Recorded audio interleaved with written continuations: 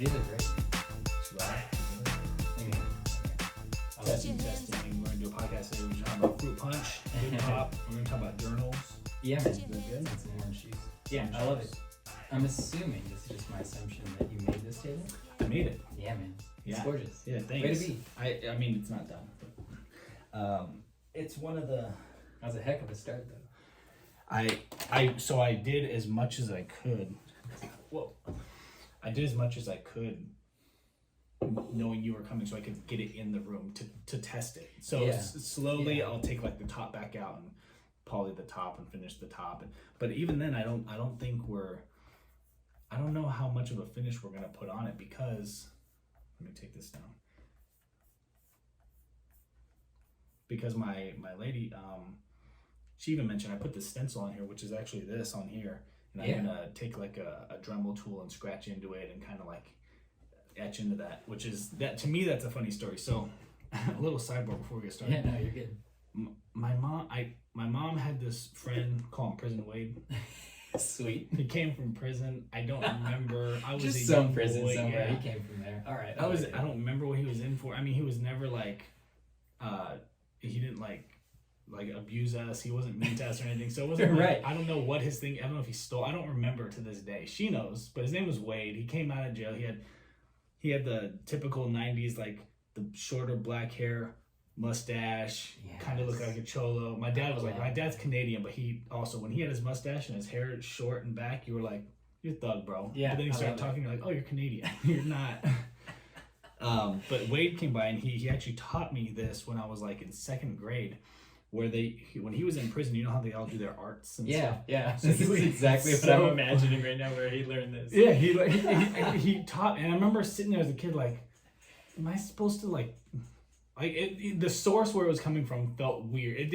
I wasn't at school. I wasn't talking to my teacher. I wasn't doing an art project. I was talking to Prison Wade about a craft. That's fantastic. And I was like, I didn't know the magnification, but I was like, this is kind of weird. Like crafting with Prison Wade. Yeah, Prison Wade. It's excellent. But he gets this Tupperware, and that's back in the 90s when Tupperware was huge, blowing up everywhere, you know? Everyone was buying Tupperware containers, and I remember my mom was huge on that. So you take the Tupperware container, you take a picture, put it inside, fill the inside with a shirt or a towel or something to push the picture against itself, and then heat up a needle. They take their lighter, heat up a needle, and then take the needle and start etching out the picture. All right. From behind. Yeah. Of course, you're in prison, so you're smoking the whole time. Yeah. Ashes are building up. So as they're smoking and they're etching it in, they get the picture on the plastic. Then they take the ashes and they'll rub the ashes on the plastic, and it goes into the places that they've cut into, and it makes the picture on the Tupperware. And you pull the picture out, and you're like, whoa! Some look really good, and then some look like those Pinterest tries where it's like, wah, yeah, wah, wah. Exactly. Mine were like that. His were like good because he's in there all day, every day. Like better, but I remember these things that he did, and you were like, wow! It'd be something you would see on Pinterest. Right. So I'm gonna go do this table, and I haven't thought about Prison Wade in 30 years. And I'm like, I mean, besides the times, this is totally something Prison Wade would know how to do, man. Right. Absolutely. But I was like, Prison Wade, man, came back like full circle. And I told my lady, I was like, I'm gonna put the stencil, I'm gonna take it off, and then I'm gonna scratch into it. And then I've been smoking cigarettes. I know why. I've been smoking cigarettes. Was it the ash? It was the ash. So I'm out on the porch one night. I'm smoking this Connecticut, something Connecticut.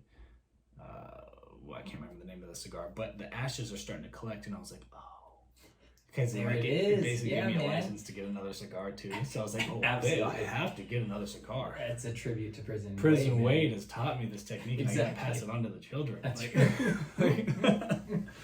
So anyway, Andrew, good to have you, man. I'm glad you're here. I was stoked out. This is recording. That's recording. Right, I think we're good. I'm gonna shut this. Sure. So we get that echo out of here.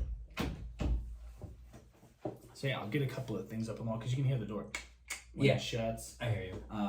But no, I mean, I think it's okay. Thank you for coming in, man. Thank you. I'm so excited to be here, man. I'm glad we got it. It's like try number 3 for us. So we got it done, man. Dude, we did it. A couple times I'm like at the restaurant with my rose in the book, and I'm like sitting there waiting for my date, and I'm like, he's gonna show up, and then like he's like my kids are, and I'm like, oh no goodnight kiss, okay, bye. That's the roughest. So, and I told my lady asked me, she's like, I asked her this morning, I was like, you think he's showing up? And she goes, well, and she didn't mean it mean. She's No, like, of course. Just with the track. She's like, well, with the track record so far, she's like, probably not. I said, and I was like, and we were in the bathroom there. She's we're getting ready for the day, and I was like, no, something's different. I was like, I feel like he's gonna. Yeah. Something has aligned, and we're gonna do this today. The sun's out, man. Yeah. It just feels beautiful. It was the time. It was time. Third time's a charm, and it worked out. Third time is a charm. Andrew, how do you say your last name? Vizcarra. We have Andrew Vizcarra here on the BTS podcast. I'm your host, Brandon. The other two guys are at school or doing other things, and that aren't here. It's just going to be I was going to say solo mission, but it's a episode with me and Andrew here. Welcome to the BTS podcast.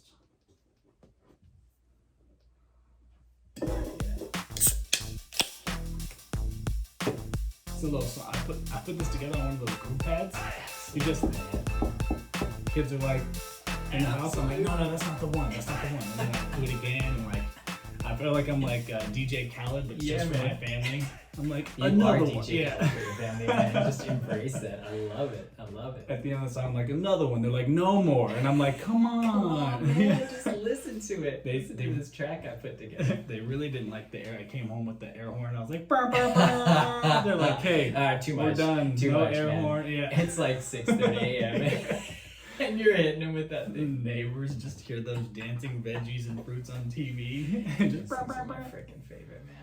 I could watch them all day long. Have you seen the one that hits hard? So of course they're gonna come out with ones now that are like see if I can keep this moving quickly. No, you're good, man. Dancing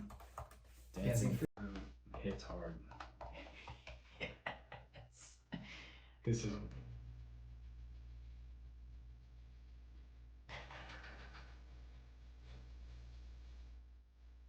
This is hilarious. Boom, boom. They do it so good, dude. It's like, how does it work, dude? Oh my gosh. Wow. That's the next thing I'm showing my kids, man. So now so this is like a minute long clip, but now because of that, I'll find like the radio edited versions or the like pull out all the curse words and stuff. Yeah. And I'll put the veggies on TV, but I'll put the volume down and then I put my speaker on and then we'll just be like, yes, David Guetta, you know, doing something and just get this banana like, what's up? It's excellent. Oh, so, and the kids love it. They think it's the song. The 6-month-old is like, hell yeah. They're into it. Yeah. Oh, I'm feeling it. And I got my friend the banana. He's dancing with me. Man. So cool. It is. Anyway, it's cool. It's good to have you here, man. We did try to do this like 2 or 3 times. We're finally here now. We're making it happen. And you're moving today. Thank you for taking time out today because you're moving. Yeah, I'm Friday's last day of work, and then that weekend I'm headed out, man. I got like a 30-hour drive ahead of me that I'm trying not to think about, but it's gonna be fun. It's gonna be good. I drove out here from California, 3 trips. Man. Yeah, it's I mean, it was me and a dog, so we just slept in the truck. Yeah, you know, which is weird. I started listening to there's these 2 YouTube channels, Mr. Nightmare and Let's Read. Mm-hmm. Great channels. It's just a guy or couple different guys, but because he brings in other narrators now that the channel's getting bigger, but it's just stories. People send in Reddit stories. He gets the Reddit stories and reads them, and he's just got a great reading voice. You remember Unsolved Mysteries? Yeah, man, totally. With Robert Stack with the voice. Oh, just Me fantastic. Too, you might be the one to solve the mystery. So he's got this voice where he reads. So I literally put it on in the background like it's music. Sometimes I don't even catch the story. Right, it's just the guy's. Nice it's his cadence. It's his. But I started listening to those stories, and a lot of them have to do with like, some of them were like bus stops or rest stops, and the stories they had. And I just think like, you know, when you do something in your life, like it'll be okay, but then later you find out how dangerous it could have been. Yeah. Because there was times where I did wake up with the dog the next day, like at a rest stop, and I look around, I'm like, we should go. What the heck was that? Yeah, it's just weird. There's like 2 or 3 cars, and like there's a guy, and you're just like.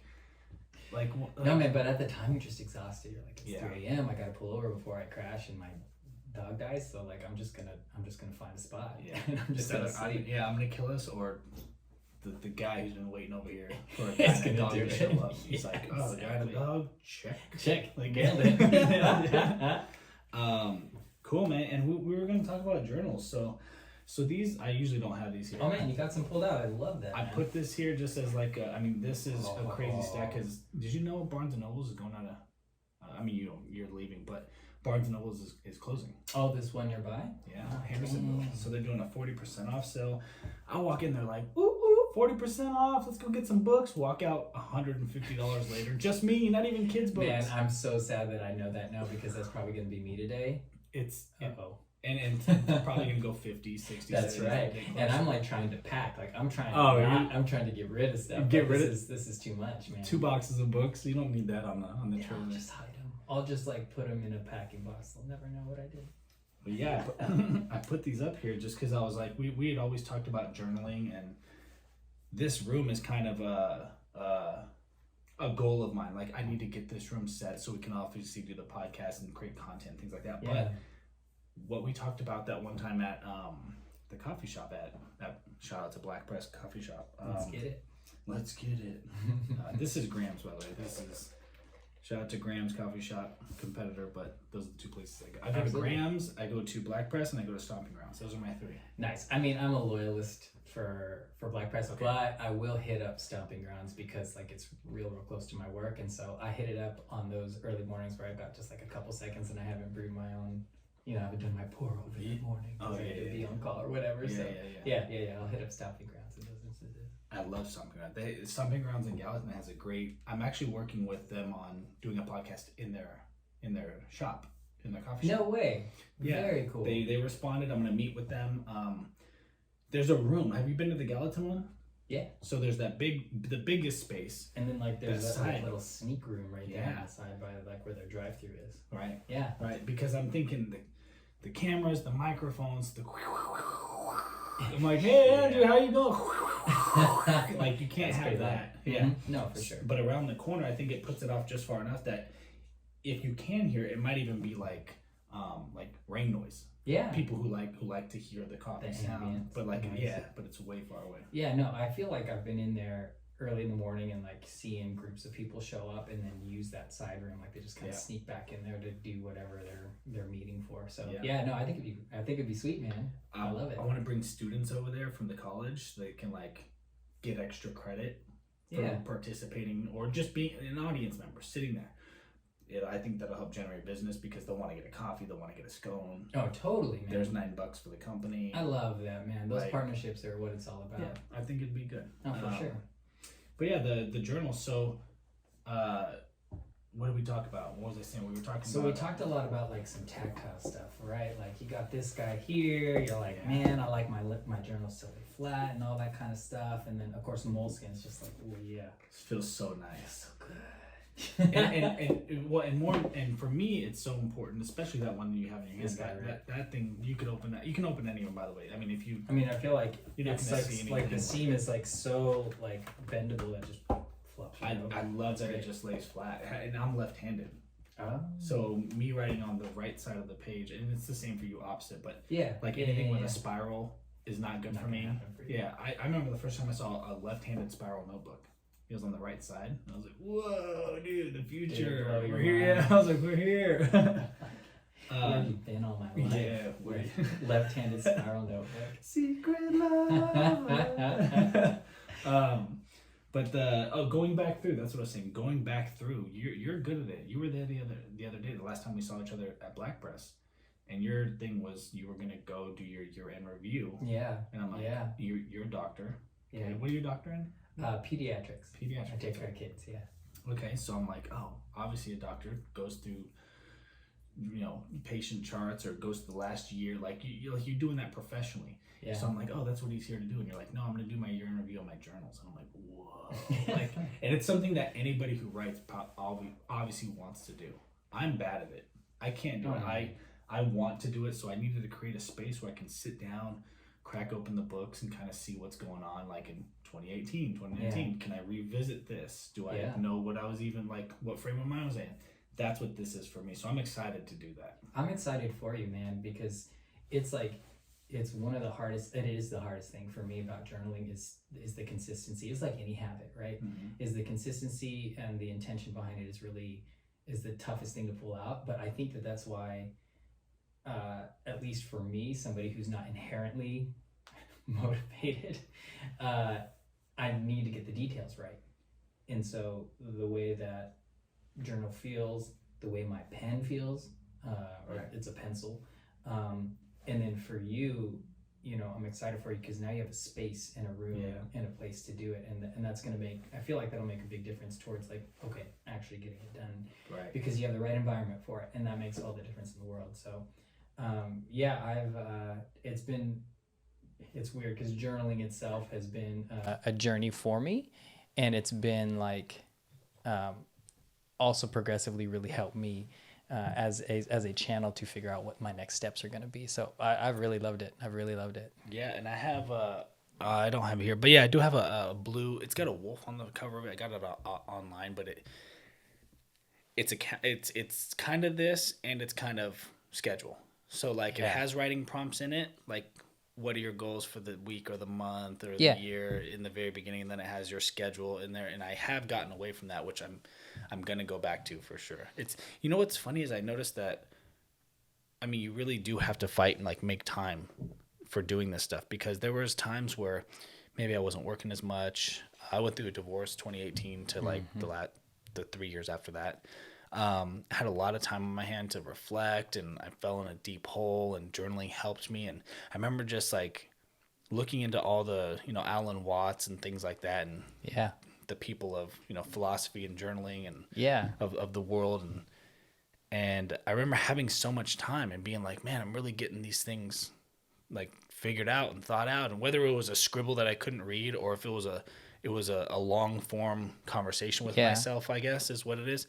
I had the time, and now I'm like struggling to find, and it's weird because like I would write the journals, and the journals would stack up, and I'd sit there and have my morning routine, and I look over here and nothing was done over here. Yeah. Now everything's done over here. I'm building the table. Dude. Got the room. Yeah. I got the garage going. Yeah. Like, and I'm like, oh, my journals are suffering. And I'm like, I feel like I'm suffering from it. So now the dust is going to settle. Absolutely, I got the room. I'm going to take 5 minutes in the morning and just find a space. Feel at peace, right? Right. I can totally see that in your future. I'm excited about that, man, for you. It's going to be good. Even this one. So this is a one a day. This is a 1 line a day journal. Oh, nice. You pick the date, you write the year in, and so let's see. Did that say 5 years? It's got like 5 years of lines in there? Oh. It's got, That's 1, 2, legit. 3, 4, 5. Yeah. 5 years of lines, and if you keep it consistent, it's great. If not, then...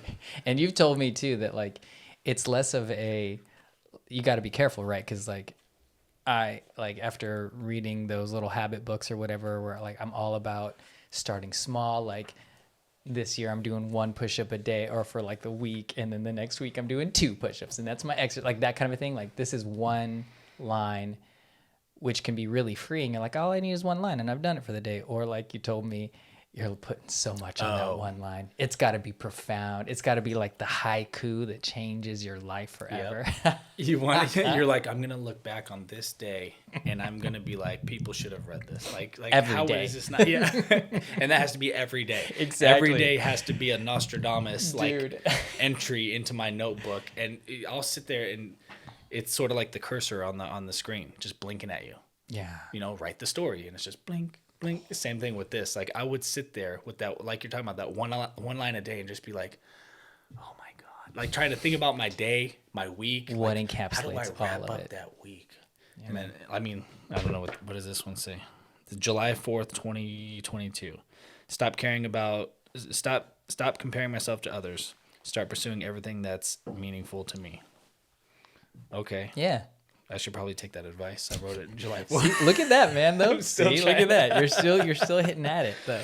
But it's interesting because then you see where you're at. Like, again, July 5th, the next day. Replace doubt with effort and consistency. Change and transition is difficult and necessary. I'm ready to start a new chapter. Yeah, man. See? Well, I don't know what chapter like, I was in then.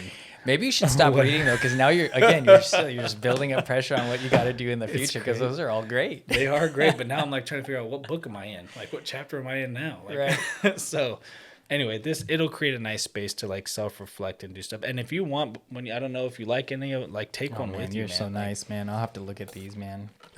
So that's a writing prompt book. This is legit, right? Let me see. Just got through some of these. Yeah, go for it. But those are more like story. Don't think too hard. It says, pick a specific personal memory that comes to mind. Just anything. I love it. See? Yeah, man. So that takes the pressure off for you. And that's like the one I'm currently using is prompted, but it's like the same prompts. Like, what are you thankful for today? Or like, what are your priorities today? That kind of a thing. I love too that like this one looks like it has some kind of like drawing parts to it. We've talked about that before too, like a drawing journal. Yeah. Legit. It tells you. So I like in there that it'll be like, like draw a fond memory that you had from like before you were a teenager. You know? Yeah. So like it'll give you a page. And what it doesn't do, but that I will do, I haven't done here, but I've done it like over here on the art thing. Set a timer. Because I'll sit there and like, no, again, it's got to be profound. When somebody opens this book and they see that memory, I want them to be Van Gogh'd into that memory. Yeah. Not just a stick figure of a dude holding a kite being like, this is the best day ever. Like, like, no. So I will set a time limit and be like, and I'll write the time limit on there so I can see later as I look at it like, man, look at this picture. This is ridiculous. Oh, I only did it in 4 minutes. Okay. Like, so now it's okay. Exactly. Like it takes that pressure off, right? And so it doesn't have to be profound.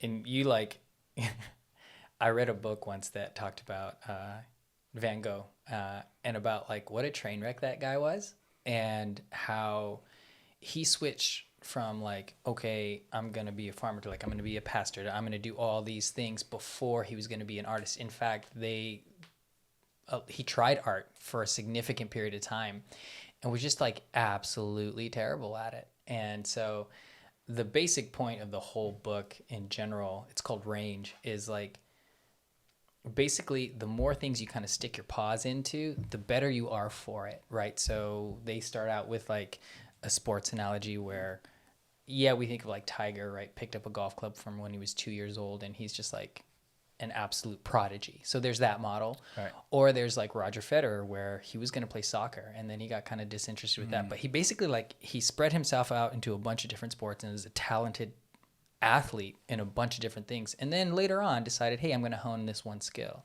Anyway, all that to say like taking the pressure off I think is a good thing because like Van Gogh, it seems like he had his paws in a lot of different things and really sucked at a lot of different things. And it wasn't until he was like much, much later in life that he started to just paint and do so kind of sloppily. That's interesting. And then he was just incredible. And he was one of those people too that I'm pretty sure we like didn't become famous for his work until he was dead. Yeah. You know what I mean? Sure. What's funny about you mentioned about Van Gogh. So I studied Da Vinci for a little bit. I actually have his codex out there. Nice. Which is pretty cool. His aerial screw. I have a little model of his aerial screw that he built, which is basically the helicopter. Like how he influenced the helicopter with his little. Man.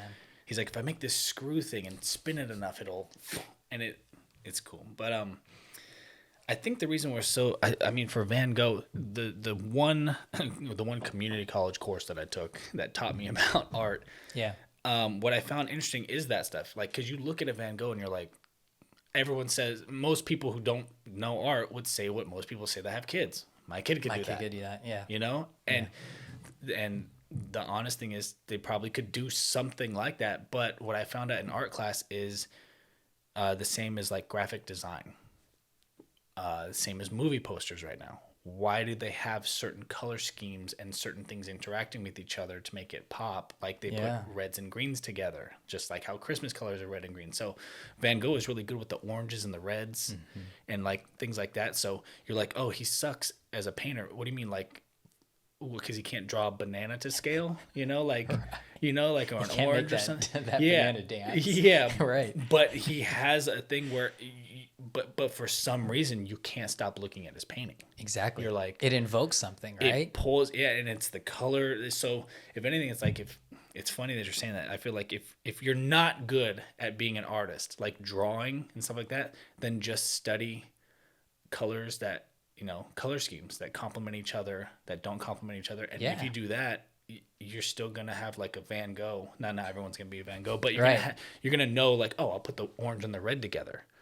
And someone might look at that more than something that's just a beautiful picture of something. Absolutely, man. I think a lot of it is just not being afraid to experiment, like not being judgy on yourself, right? Like the one line a day, right? It's just like, man, just like experiment with it. If it's like So, right, I'm a physician, right? And so we do a lot about the scientific method kind of a thing, right? Where you're putting a theory out there, then you're going to test it. And like, I found that so much in my life when it comes to, that's how journaling actually somewhat started for me. It's like, I'm going to put something out there and I'm just going to try it and I'm not going to be judgy about it. And if it works, it works. If it doesn't, fine, whatever. And it's really kind of, again, just not having fear about a lot of stuff really opens it up. So is that what you're doing? Like you'll write something like more, I'm sure it changes over time, but like you'll write something like to basically hold yourself accountable to, and then you're testing that theory and you come back and a lot of times. It worked. Okay. Yeah. So the model that I'm in for my journaling, I needed to find a vehicle to keep my priorities in order, like what's actually really important to me. And so journaling kind of came naturally for that because I do enjoy writing. I do have like a bachelor's in print journalism and stuff like that. So I don't know. I do enjoy writing. Even which if they I don't have do over it there. They have at Vol State. Yeah, I was in the art class. I would watch the printers, press their stuff. I'm like, wow. Completely like dead as a career. Print journalism, man. I wasn't gonna say it. No, I wasn't gonna say it, but like totally irrelevant. Standing in the room, you're like, I'm on my phone Googling, Print stuff, journalism. and I'm looking across the room and I see someone like press printing. You're something. like, why are they doing that? It feels like the future's here. Like I'm pinned between the future and the past. Oh and my I'm like, gosh, how are so tactile, man. Oh, it's so cool. Oh my gosh, I loved it. It's like the same as the table. To me, it's the time that it takes. It's the like. Totally, it slows it down. Yeah. Oh man, so like as soon as I decided I was going to become a doctor, which wasn't until mid-college, I was like, I'm going to do science my whole life. Like, so why would I be a biology pre-med or whatever, chemistry pre-med? I mean, again, that's going to be my whole life. So I love to write. I'm going to do journalism. I love communication. So I was journalism, print journalism, pre-med. So that kept my family from rolling their eyes too much because like, okay, fine, you will have a job at the end of all this. You know what I mean? Yeah. But yeah, so I'll be a journalist that could do CPR on someone. Exactly right. Exactly right. I can call an ambulance. Exactly. I won't be totally helpless there, which is like a notepad and a pen trying to figure out. Yeah, he's turning blue. Yeah, I'm just gonna write that down. I'll just actually gonna take helpful. a note here. Yeah. So I feel like that's why I kind of chose journaling because I was comfortable with it. But you were talking earlier about how there's just like I got my journaling done for the day, but like then there's my to-do list, right? Yeah. And then it's swapped. And what I found and what I was kind of pushed toward through something else that I had read was, listen, take the time to get your true priorities, like what is important and what is meaningful done in your life, and actually prioritize that first. Like it will feel bad because you do have that to-do list and that stuff is going to be late. You know, but I got my journals. People all will filled be, out. Exactly. And like people might get angry and you know what I mean? Because you haven't done it, but that stuff is always going to be there. Like that to-do list, we all know it's never ending. It's always going to be there and it's always going to be new. But like the things that actually matter in life, your family, your values, you know, where you're going in the next 5 to 10 years, all that kind of stuff. If you feel locked into that kind of stuff, you're actually going to find a way to find the time to do the to-do list as well, because you're not going to feel like you're frantic all over the place. So I was like, so what's the vehicle for me to do that? And the journal that I'm uses a model where it's called plan, action, and then reflect. So like plan meaning, hey, what's my number 1, 2, and 3 priorities? And I try to make those like things that are like, man, I really want to connect today, or I really want to communicate really well today, or I want to make strides teaching my kid how to be curious today. You know what I mean? And those fill out those. And so I just get this sense of like peace. And then I'm like, also, I got like after this, I'm turning in my taxes, like all that nonsense. Like, which by the way, I know exactly, right? So that kind of stuff, less than a month, dude. Yeah. So it all like, it's all there. But my 1, 2, and 3 are my. People are gonna know what this book is. It's my Q2 stuff, right? Like my quarter 2 stuff where it's just quadrant 2 stuff where it's like, this is the meaningful stuff in my life. That goes first. And so once I act on that, I feel really good, but it's actually probably the reflect part of it that I love about journaling, because I think we've talked about before, part of it for me was a fear of just forgetting what in the world I've done in life. Yeah. For me, it's forgetting, but then also the reflection part, like you're better at it. For me, going back, something about going back. I was on an interesting call with my mom last night. We were talking about my dad, who I had not seen since I was 5. He's passed away. Everybody's moved on. We're all good now. But she was bringing up stuff that really hit home with me, because I only knew him up to the age of 5. So I don't have an experience with him. You know, I have my 5-year-old perception of who he was. Sure. I don't know who the 40-year-old man was. I'm 41 now, so I'm like, it's gotta now be I'm wild, like, right? yeah, you're like the ghost that's next to you. You're like, hey, how much am I like him? How much Right. what do I do? What do other people notice that knew him, that see me, that go, oh, Whoa. yeah, Yeah. yeah, and the journaling. So that kind of I think that's the space that I need to get into. So there's 2 parts to it. There's creating the physical space for me to be organized and be able to go back and look at those things. And I don't know what I would do, make different stacks, good memories, bad memories, good notebooks, bad, I don't know. Yeah. But being vulnerable enough to go back to that space in case you do come across a page where you're like, ooh. Yeah. So that's also, so there's the physical space of having it, and then also the preparation of internally of, am I ready to come across that again? Right. Read it again. Right. Because there's something you said pencil, or you write in pencil. That's Yeah. interesting. Yeah. There's something about writing in your own handwriting. When I was going through therapy in 2019, we were doing some. I was going through a bad divorce. Suicide rates are really high. I was in the military, so it's already bumps up for me. Huge. They have you have tools for yourself for success, for survival, obviously. Right. And one of them is a piece of paper that has certain questions and answers, like why would you not want to do what you're planning to do, or who do you want to live for, or things like that, your daughter, your dog, your whatever. Right. And it's in your handwriting, because in that last hour of you not being you, where that last hour is, you switch on to, I'm going to ultimately solve this problem with a permanent solution. Right. With a bad permanent solution. Right. But then you pull out this piece of paper and it's in your handwriting saying you want to live for your daughter. Oh, wow. So it's in your That's handwriting. powerful, It's not typed, and you're like, oh, another person, another me wrote this. Yeah. So it's super powerful that way.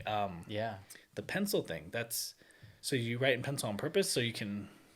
I do. So part of that is Are you practical. John Wick? Are you John Wick, bro? I'm not. How many men have will you killed with never a know, pencil, man. dude? That's the thing. You'd never know, right? I heard he killed 3 men with 1 pencil. Are you more lethal than Wick? I'll never tell, man. I'll never tell. Just a pencil sticking Just out of your know me. pocket. There's reasons why I'm moving to the middle of nowhere, Idaho, right? Now I just see you in an action movie. You're at Kroger. You have 1 pencil, and somebody like bumps into you. Some overseas dude. There's always overseas bad guy, right? Yeah. And he's Good in dude. Kroger, and you just got 1 pencil, and just you just sheath it. It's over. Yeah. And then I record it later in my journal. 1 Yeah. down today. Yeah. Got 1 rep in. It never printed my receipt. Can you? You just blood on the pencil. Boom. I got you. I never got my receipt. Anyway, so you write in pencil. I write in both. I write pencil and pen, but you sound like you have a constitution about the pencil. I do a little bit. So some of it's just practical, right? Like if I mess up on like a to-do list item or whatever, I can just erase it. That seems easy. Really, what it was again kind of like part of that planning piece. Like when you are making a plan for your year, what do I want to focus on, right? Like it's okay, again, trying to like take the pressure off of stuff. It's okay to give yourself permission to be like, no, that was a dumb idea. Yeah. Right. And like just erase it or cross it out or whatever. There's something about the permanence of a pen, right? Where you're like, now I've filled up the space. So again, coming back to the 1 line, it's like, man, I really really kind of got to get this right, or just don't have any more space on my paper, right? Yeah. So if you use a pencil, you just erase it. It's fine. It takes the pressure off. So really, it's a more of a device for me to not take myself so seriously. Okay. I do like the tactile feel of a pencil, I have found.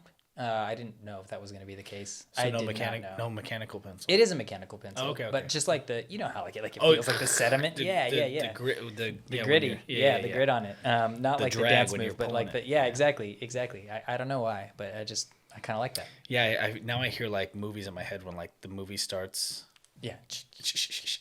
That's not a pen, man. Yeah, Or if it is a pen, it's like one of those like old school like dip. the felt. Pen. Yeah. The dripper.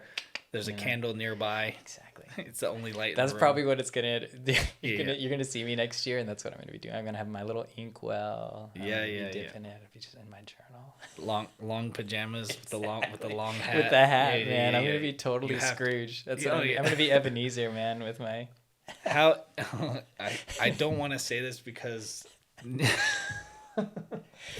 okay, there's something I have with my friends, and I'll bleep this out just so Okay, I don't sure. embarrass you. Sure, But you're it's fine. it's like when people do things that are like so bitch, you know, like a dude running in the rain.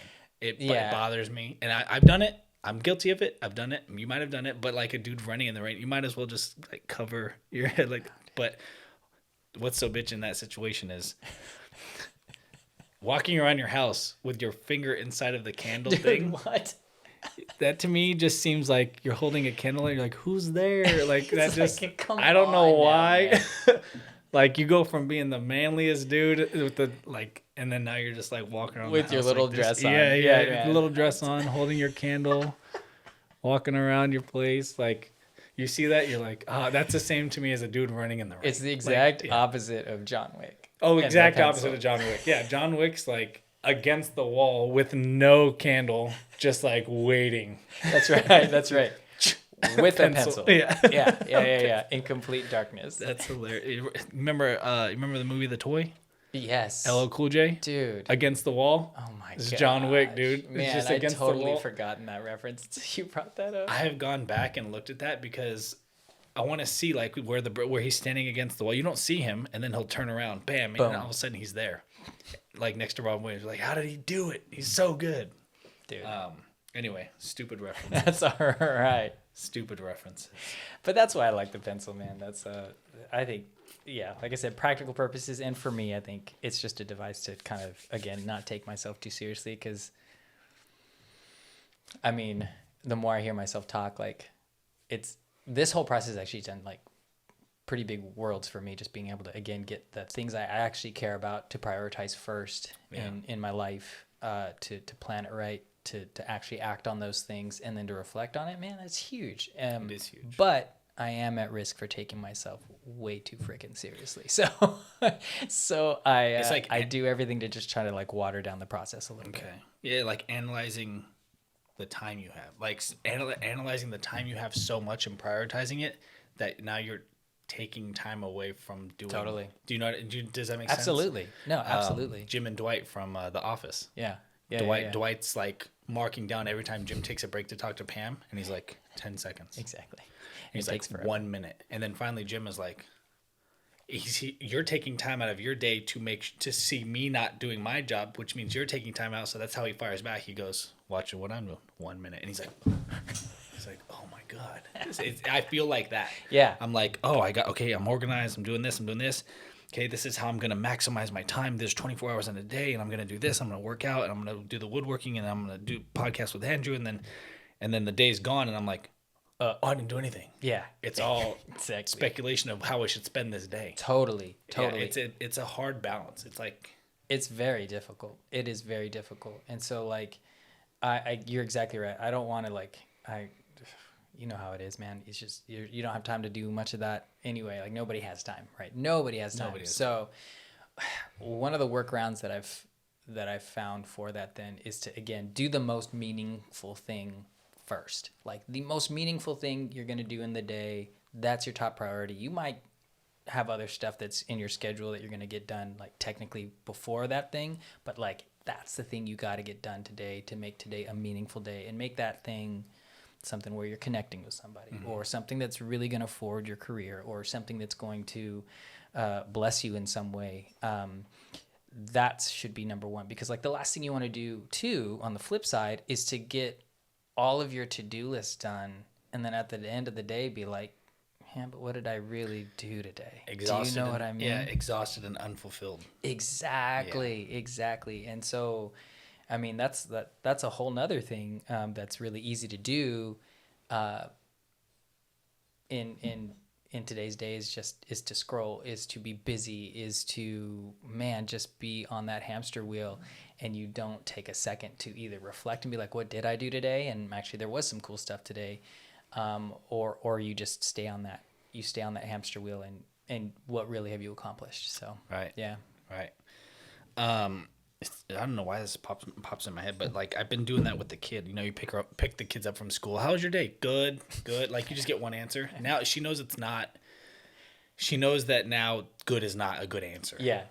But it's not now, sufficient. now what I'm finding out is she'll say good, but then immediately go into, like, she's conditioned now, like to have. Yes. She'll be like, because it'll be like, what's the best thing that happened today? And now I could see her looking like I'm trying to not project so much on her, like, you had to have a best thing today.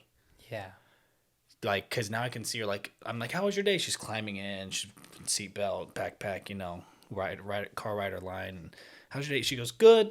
And then you see her process real quick. Oh, he's not going to take good. He's going to, and I sit there quietly. Like, I wait. And she goes, okay, he's not going to take good. Oh, I got extra recess for this and that.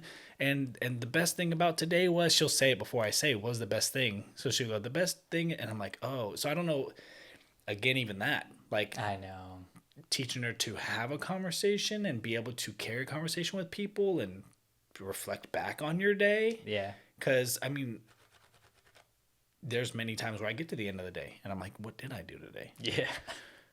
I did a whole lot, like, man, I'm exhausted, but what did I do today? Yeah, and am I making her better for that she's going to be able to process? Or now am I just creating a situation where she's like, you know, like she's just did a movie and she's going to all these press conferences promoting the movie. She's like, okay, this is the question, this is the answer, this is the question. And I'm just like, he wants something. He needs something. Yeah. Exactly. Then it's like they need something from me, and that's not necessarily helpful either. Yeah. And it feels now like it's, I'm right at the point where like now I ask, and if she says good, I leave it. There's like out of 5 days, if I get a couple days where she goes good, and then like we just driving, she's looking out the window and she'll be like, she'll start, like, a couple street lights will go by, and then she'll go, oh, somebody said this today, and she'll start talking. So instead of me being like, hey, do the format. Yeah. Now I'm like, okay, she knows how to do, she's 7. She knows how to do the format. She knows the conversation. Sometimes she just doesn't want to, and that's fine. She's just chilling. She wants to take the pressure off. Yeah, so I try not to, and she'll go good, and I go, okay, good. We'll just leave it. We'll just leave it like that. And then suddenly she jumps in and she's like, you're not going to believe what happened today. And I'm like, all right. I love those days. Yeah. Yeah, I love those days. Exactly. Oh, man, you're a great dad, though. You're a great dad. I can see, like, I love that you're intentional about it. Trying to be. Yeah, man. Yeah. It's not easy, though, right? No. Being a good dad. Oh, gosh. It's okay, so it's impossible, I feel like. That's where I've come to in my life. I'm like, yeah, I mean, if great is my standard, like, I'm going to do the best I can, but whoo. Yeah.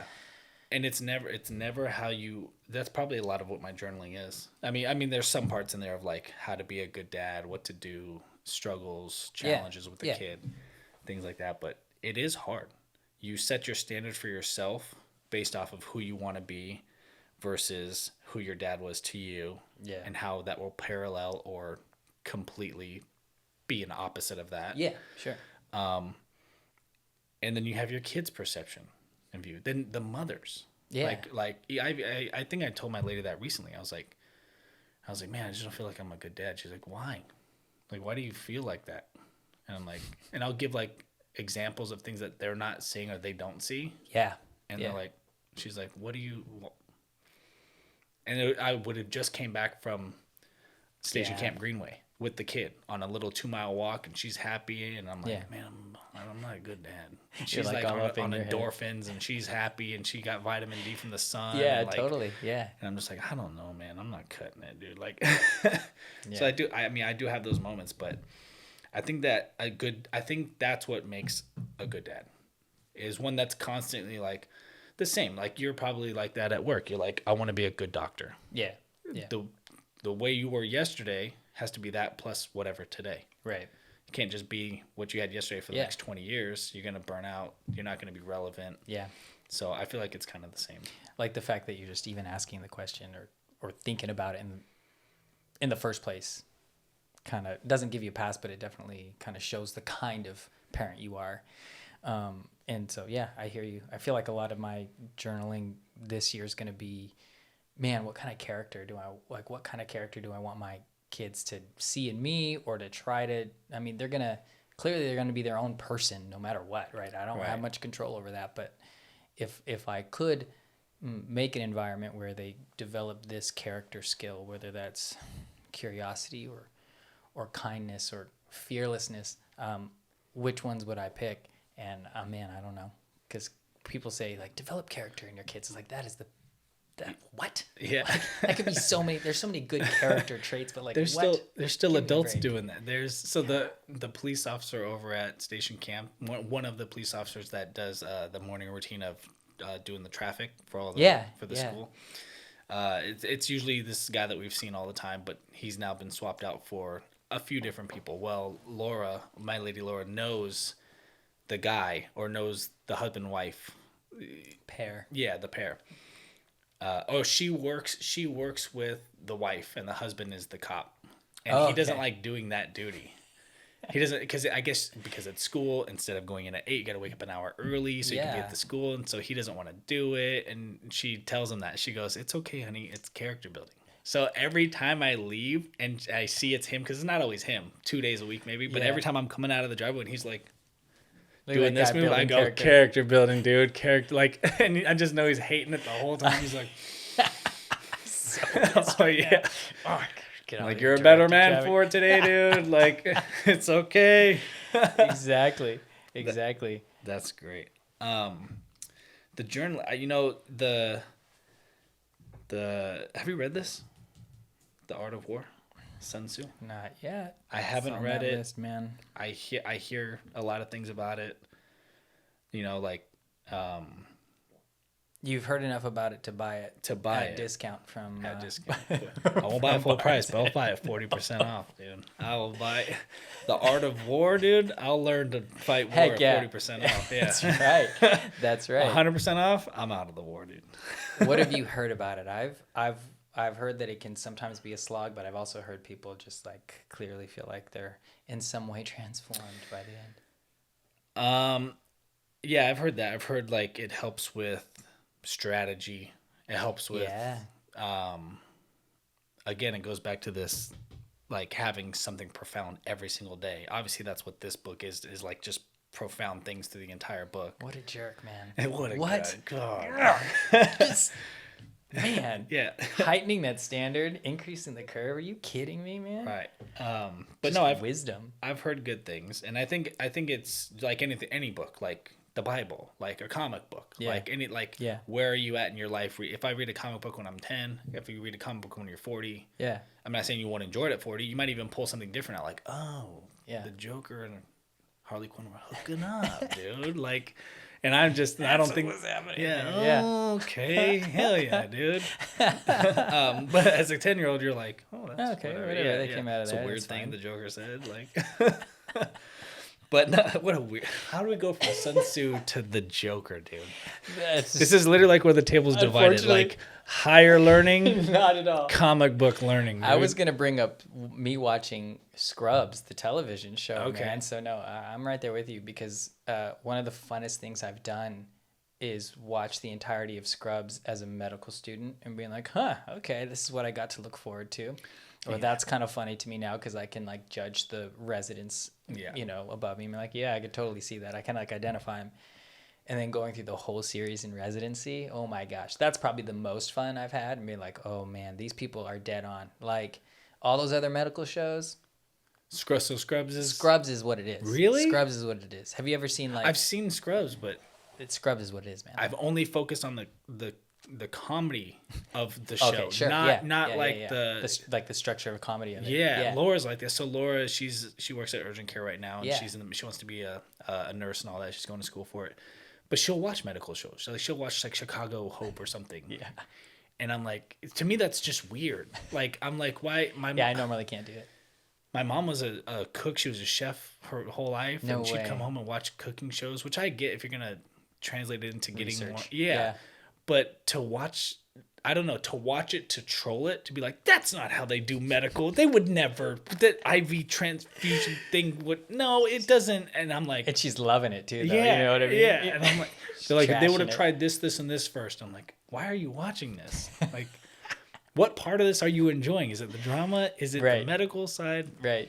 But no, I never watched it. That's interesting that Scrubs is that. That's for me. That's what it is. I don't know if you've ever watched The Bear. For like, it's another cooking kind of like they bill it as a comedy. They just won a bunch of awards as a comedy, which I thought was awesome. But it's really funny. Oh, the kid comedy from drama. Shameless. Yeah.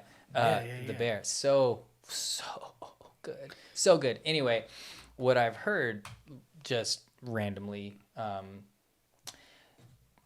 from what I've heard from chefs is like, yep, that show's realistic. Like that show actually shows, like it brought back those feelings for me when I used to work in the kitchen, kind of a thing. Yeah. Like that's what Scrubs is to me. That same like, yeah, that's totally like the nonsense. Like yes, it's absolutely humorous, but like the relationships in there, the way people treat each other, like you can pick out like the jerk or like the brown noser or whatever it is, or the guy who looks like he knows what he's doing but he has no idea what he's doing. Like absolutely, that's how either I was at the time or I knew a guy that was like that.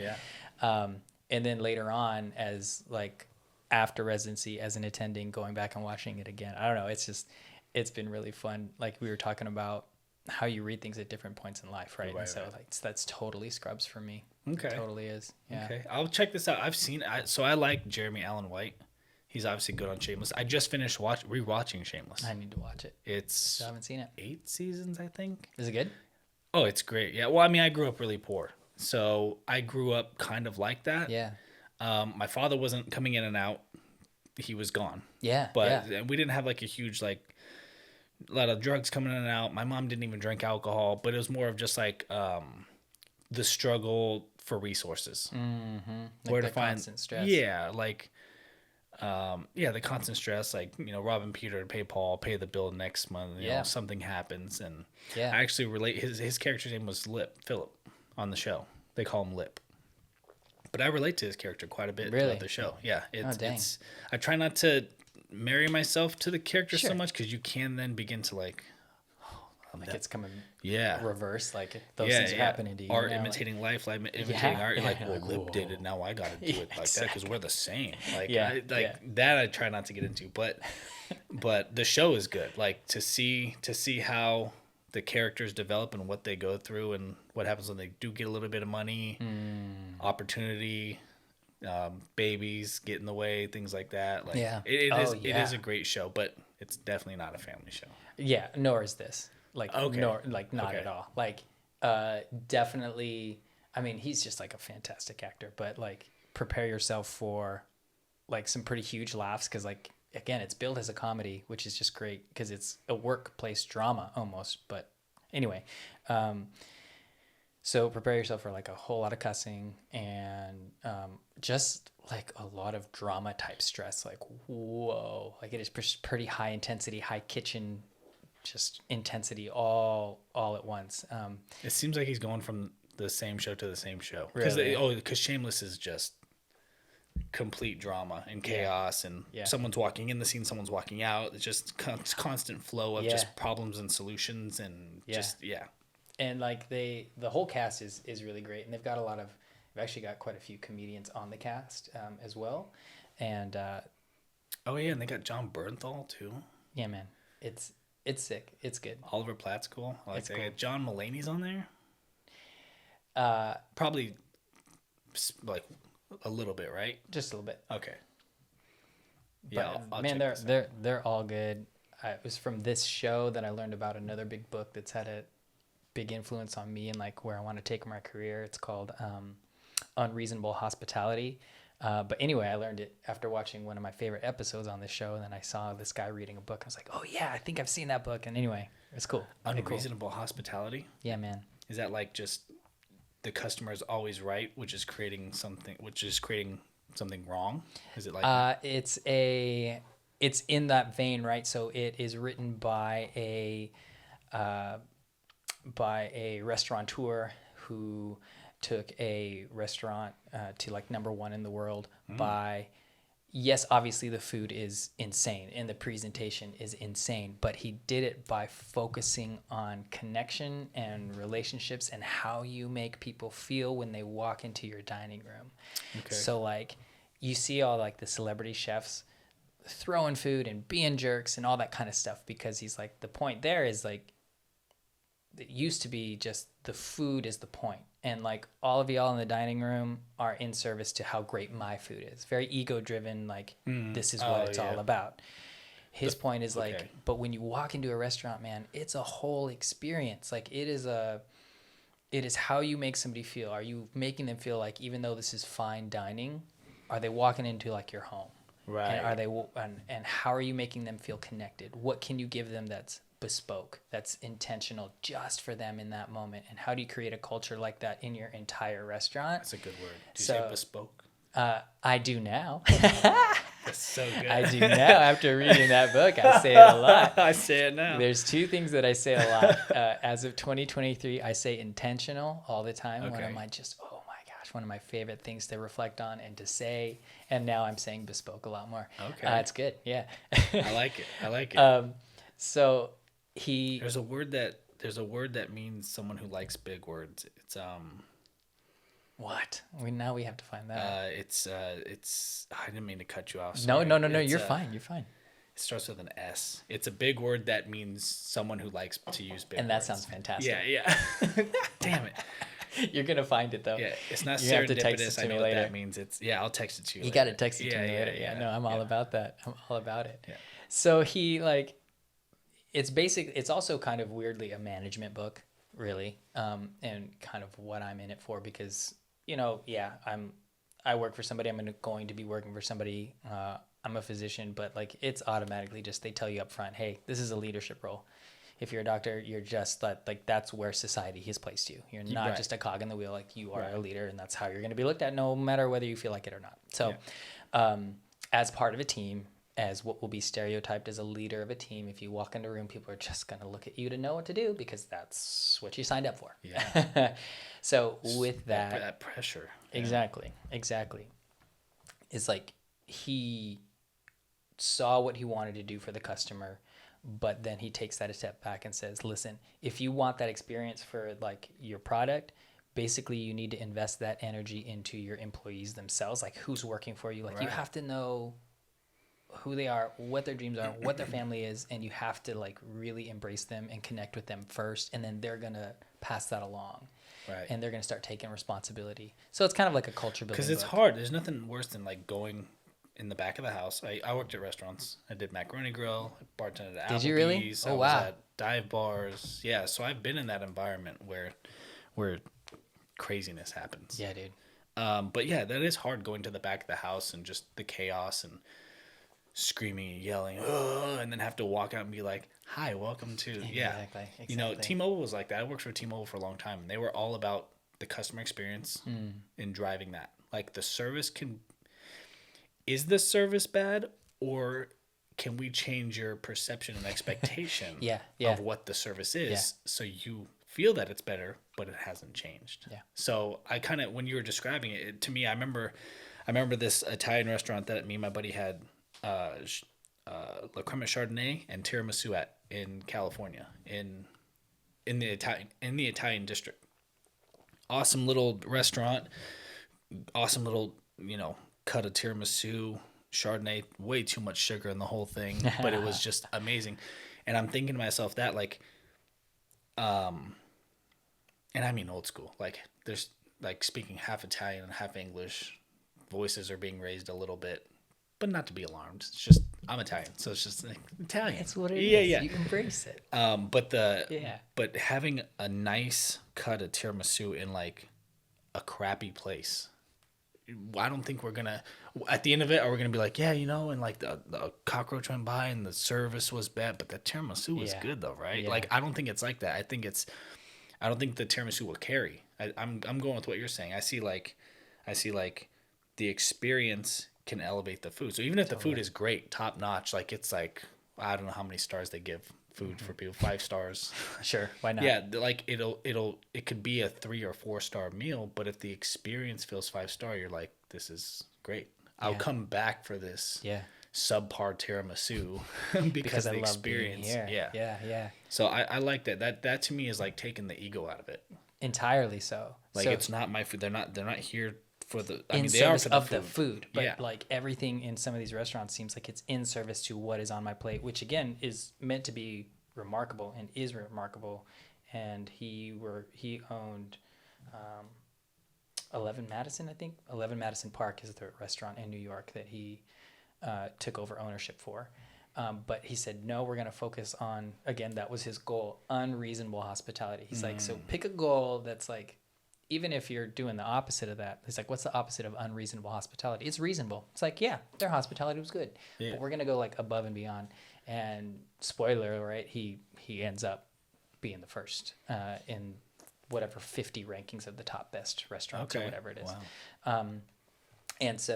And then 2, they actually created a hospitality award along with those ceremonies, and they took that as well. So, see, I took it the opposite way. Unreasonable hospitality, like from society where we're at now, like the Karens and whatever the male version, Kyle's, the male version of the Karen. I don't know who it is. And then just how everything is now. Everyone is just inflated with wanting to be offended, or I need better service or something. So I took it the opposite way. Like totally. We've reached as good as we can get. Now everybody who's trying to get more, you guys need to just, this is a good level to be at. You guys are being unreasonable. Stop demanding more. Yeah. Right. His version of what's unreasonable is like his example that he gives a lot, and what you'll even kind of encounter somewhat in the show. Like they're so in tune to what people are saying, like they're almost like eavesdropping on them while they're sitting down. They're like, we had all these restaurants. They're like, we've been to Momofuku, and we've now been at 11 Madison Park. We've done all the restaurants here, but we didn't actually we never ate like a New York style hot dog off the street, So what does he do? He has a runner. While they're there, he goes, I need you to go get me a dirty water dog. And he goes out and he has the chef, like this intense chef, he has him plate it nicely. Yeah. But they got it off the street. Yeah. And he plates it with relish and ketchup and whatever. And they bring it out to him. It was like, we didn't want you to leave with culinary regrets. Here's this. And he's like, and it blew their minds. He's like, they had an excellent meal. We know they did. It's our food. But the thing that blew their minds, like you said, it's crappy hot dog. Yeah. But it was the fact that they paid attention. Yeah. They heard it. This was for them and them only. Yeah. And they'll never stop talking about this meal because of that hot dog. You know what I mean? That's awesome. Yeah. So that's me. I'm at the table and I'm like, hey, I told you I can make this at home. I told you I can make. This is a $14 hot dog. Exactly. It's a $14 hot dog. Yeah, I could get a car loan with this hot dog. Like, that would just totally not work on you. Yeah. I'm like, but the lighting in here is beautiful, and the people, the help, the service is amazing. Can I get this hot dog to go? Like I would be. My lady would be like, oh, she'd be like, as soon as she saw the hot dog to the table, she'd be like, oh god, that's great, man. I'm like, are we really doing gourmet hot dogs? But I have seen some gourmet hot dogs on these Food Network shows. Like, I even started doing, call it the adult grilled cheese. Tell me about it. It just had stuff like mushrooms, onions. Like, we'll put stuff in there. Like, like a bacon thing with turkey, and then like Black Forest ham. And so it's a grilled cheese, but it's a full on. It's basically a panini. Yeah. At that point, you're just browning it and putting some butter on it.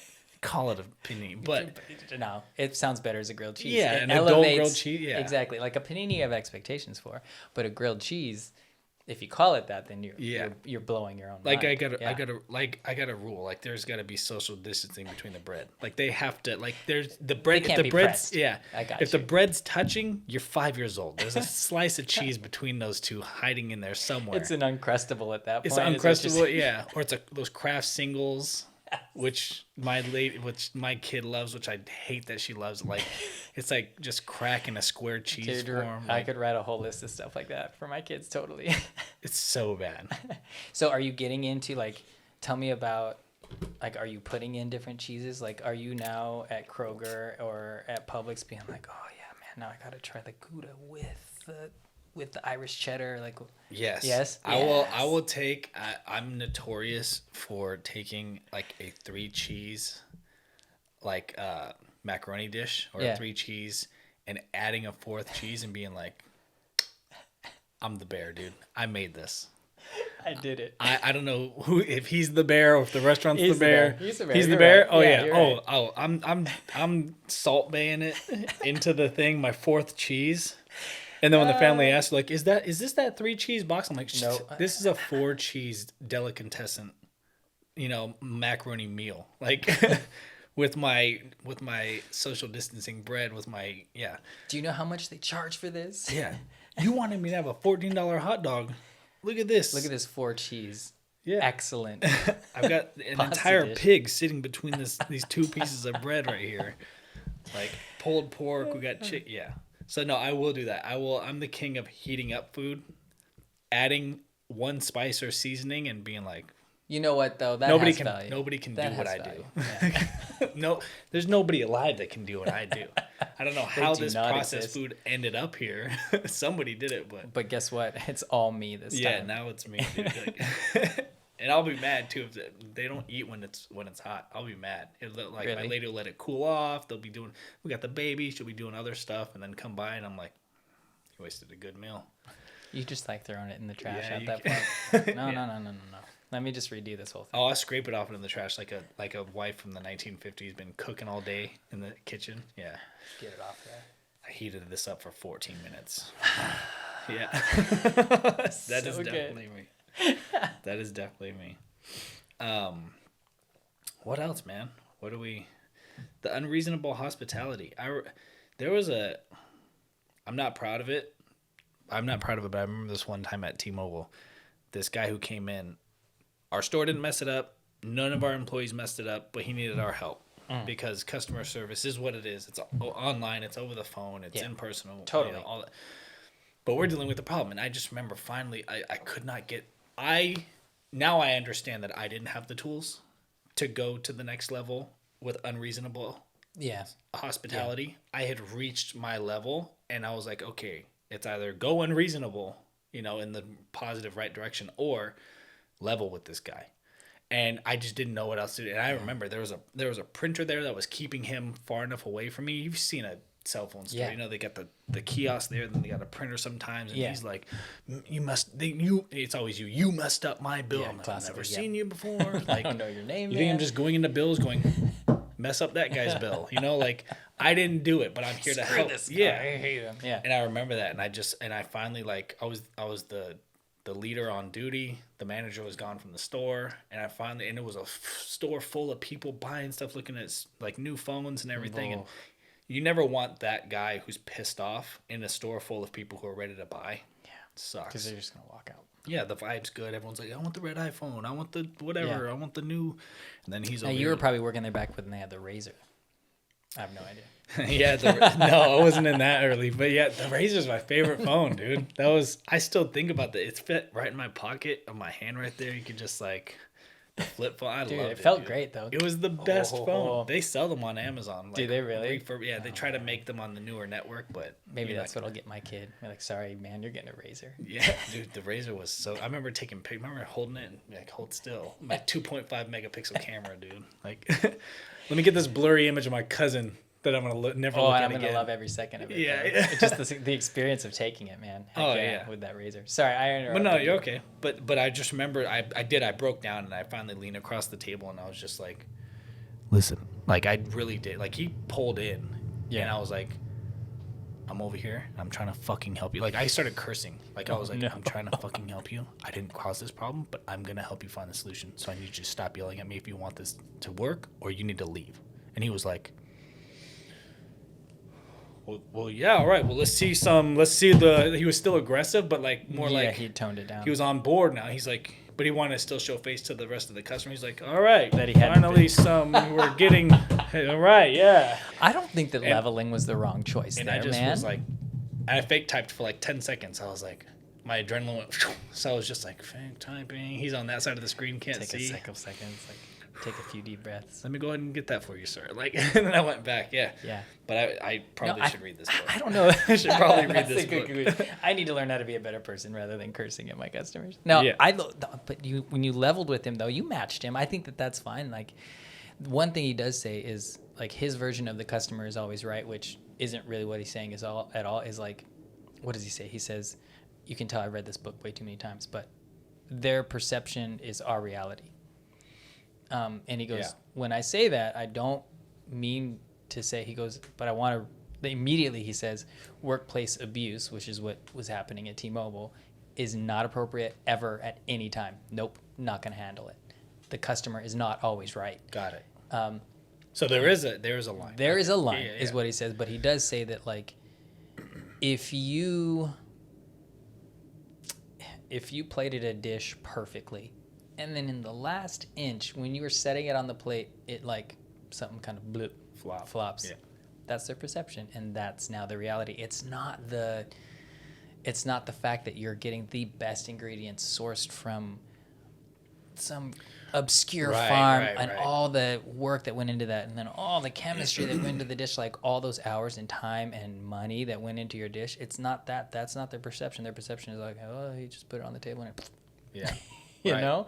And so that's why it's important to be like detailed and good and right in everything you do. So he's certainly a perfectionist, the guy that wrote that book. But anyway, that's more of what the customer, quote unquote, is always right, even though he immediately is like, yeah, you don't need a guy cursing at you or yelling at you while you're trying to do your job. Well, I mean, that's kind of what I did. I mean, having the home set up and having someone come in, because I've even thought about turning this, once I get it all set up, into like a home studio. I know guys that do it professionally who, you know, have a full-on warehouse studio in like Nashville. Mac and Cheese Media actually is it. I swear. It's awesome, man. That sounds great. Let's go. Let's find it. Mac and Cheese Media. It's going immediately to recipes. Here you go. Oh, it was back there. That's I just went and visited these guys. They have like a full-on studio. They do their whole thing. But these guys, I don't know what their price point is.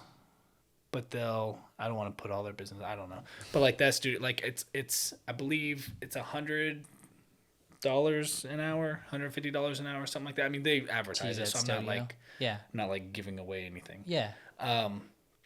This is not that. Yeah. And I feel like there is a market for people who are, quote unquote, the regular guys who like aren't going to do $100 a session for 12 sessions. So they have an episode a month, cow. you know? Yeah. But like there are people who want to talk about journaling. They got to get something off their chest and put it out in the universe. Yeah. And like, it'll, like we've talked about, it'll drive mine and it'll drive, and it'll drive their purpose. And so maybe doing something like that, but also like the fact that it's in my home, my children are here. Yeah. You know, I have a certain level of professionalism, but also make it feel homey. Exactly. Also, so I had those considerations with you coming in. I'm like, all right, is it gonna be too crowded? Is it too much? Is it too nice? Is the light? Is this and that? You're like, thinking about my experience. Oh yeah, sure. your experience. Yeah, yeah. Because No. you never really know. Like you'll leave and I'll be like, that was. I used to have this joke that when I would try to stand up for 1 minute. It was more than a minute, but for a short period of time. Yeah. That was one of my jokes, is the preparation and the experience that someone might have versus what you tell people. So right. Back when it was like you got 4 minutes to do stand up, if it was either 4 to 7 minutes when you're doing an open mic, depending on where you're at. In California, we did 7 minutes, and the joke was that you text somebody all week. You know, I was like, it was in LA. I lived 3 hours away to drive for this 7 minute spot. Gross. Yeah, it's really Holy bad. cow. It's really bad. But I don't even remember why I'm telling this now. It doesn't matter. But You're good. It was the preparation. So basically, I was like, the joke is like, So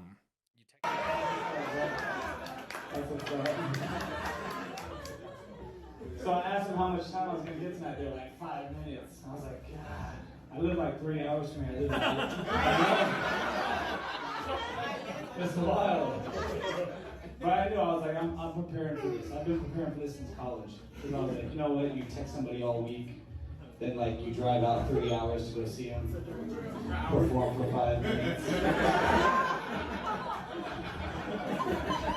Drive back 30 hours. Convince yourself you did a great job. Convince yourself you don't have anything. And then go back to your friends, and regardless of how you did, tell them you killed it.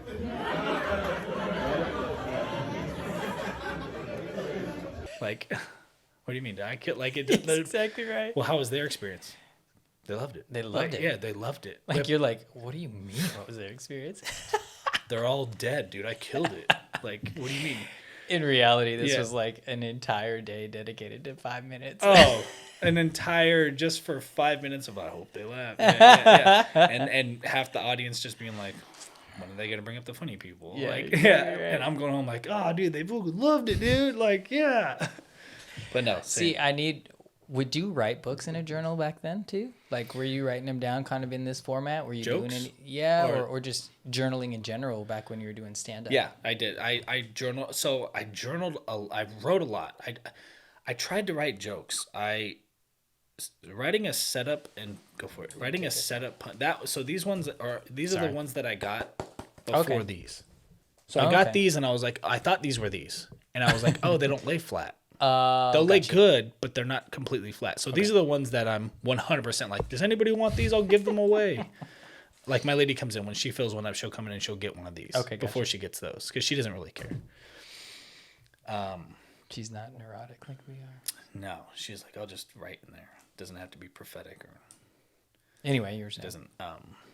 I would. I would write it if it was a story. I'd write the long form story, and then try to write the story shorter, and then try to write the story to fit it on one line, and then write the story to where like maybe 1 or 2 words would trigger the whole story. Gotcha. So it'd be long form, 2 or 3 pages. Short form, can I fit everything on one page? Yeah. Shorter form, can each line on that notebook be a different joke? Be a different trigger. 20 something lines on a page. You know what I mean? So a when trigger, you, right? When you show up on stage, you just have like a maybe a sentence of like 3 or 4 words, and it sprouts a whole joke or a whole story. Yes. Hopefully one word. If you can get one word, because I used to do it on my phone. Everyone looks at, I hate when people pull out their phones. Unfortunately, it's where we're at now. Sure. So I've even seen like big time comedians like pull out their phone. Wow, And I'm that's like, wild.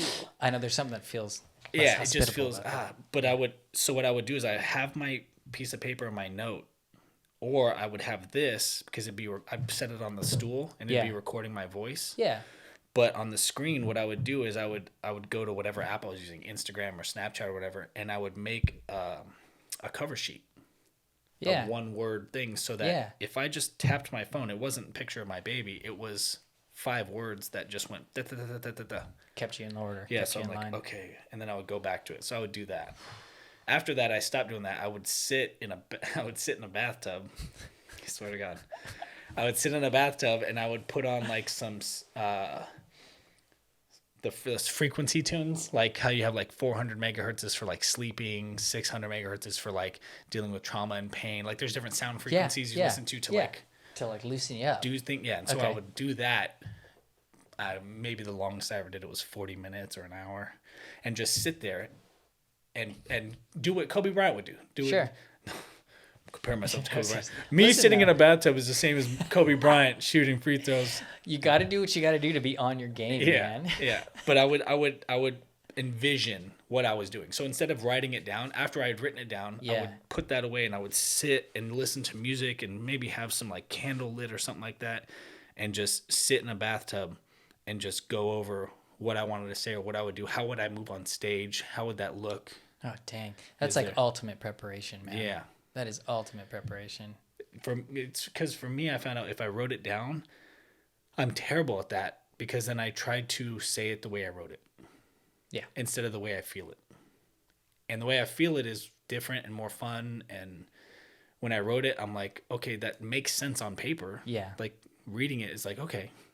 But when I do it, you can tell I'm like, I'm like, where am I at in the paragraph? Right. And you're like, ooh, That's tough. he's not here. He's on the page. He's somewhere else. Yeah. So I tried to not do that as much. Do you feel like then it communicates better too when you're like emotionally locked into that story?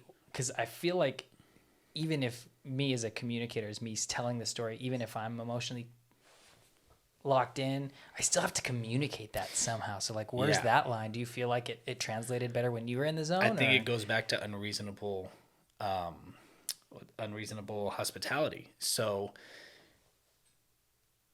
if the food is not as good, but the experience I'm providing is good, like my excitement for the thing, because there were times, the emotion, like, because there are times where like I would leave stuff out or I wouldn't talk about certain things, or, oh, I forgot this whole part. Damn it.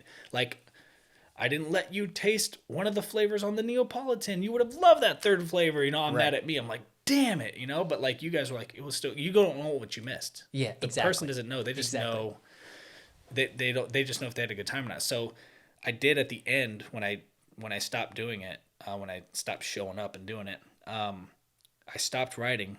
I remember one morning I just sat in a square and I just listened, and it was 6 a.m. and it was LA, and I was one of the only 5 people on the block getting coffee, because it was like a really nice neighborhood. They had a bunch of money.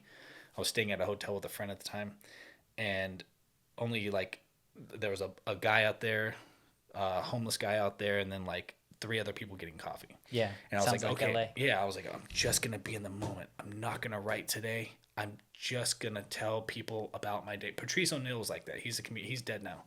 But he's a comedian that, like, when he go on stage, he's like, you want to start with your material as late as possible. Interesting. Tell them about your day. Wow. Just talk about your day today. Yeah. And what happened, and relate to them that way. And then lean into your jokes. Because now and if it works that way, now if you're doing a 7-minute set, well, you only got like 5 minutes now to be fun. Like, or 6 minutes. Like, yeah. And so he would tell him about his day. So I did that. I remember that day specifically. I sat in the bathtub. I sat at the corner. I did the thing. And I didn't write anything down. And what you're saying, I was so hyped on the emotion of it and just excitement. And I didn't write anything down.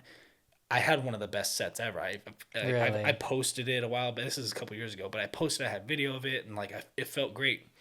It's nothing like the ones where you're like, oh, he wrote this and he's talking from the paper. Right. I can't do it. And the room was feeling it with you. And you start off by talking about your day. Oh yeah, because they get a sense of you.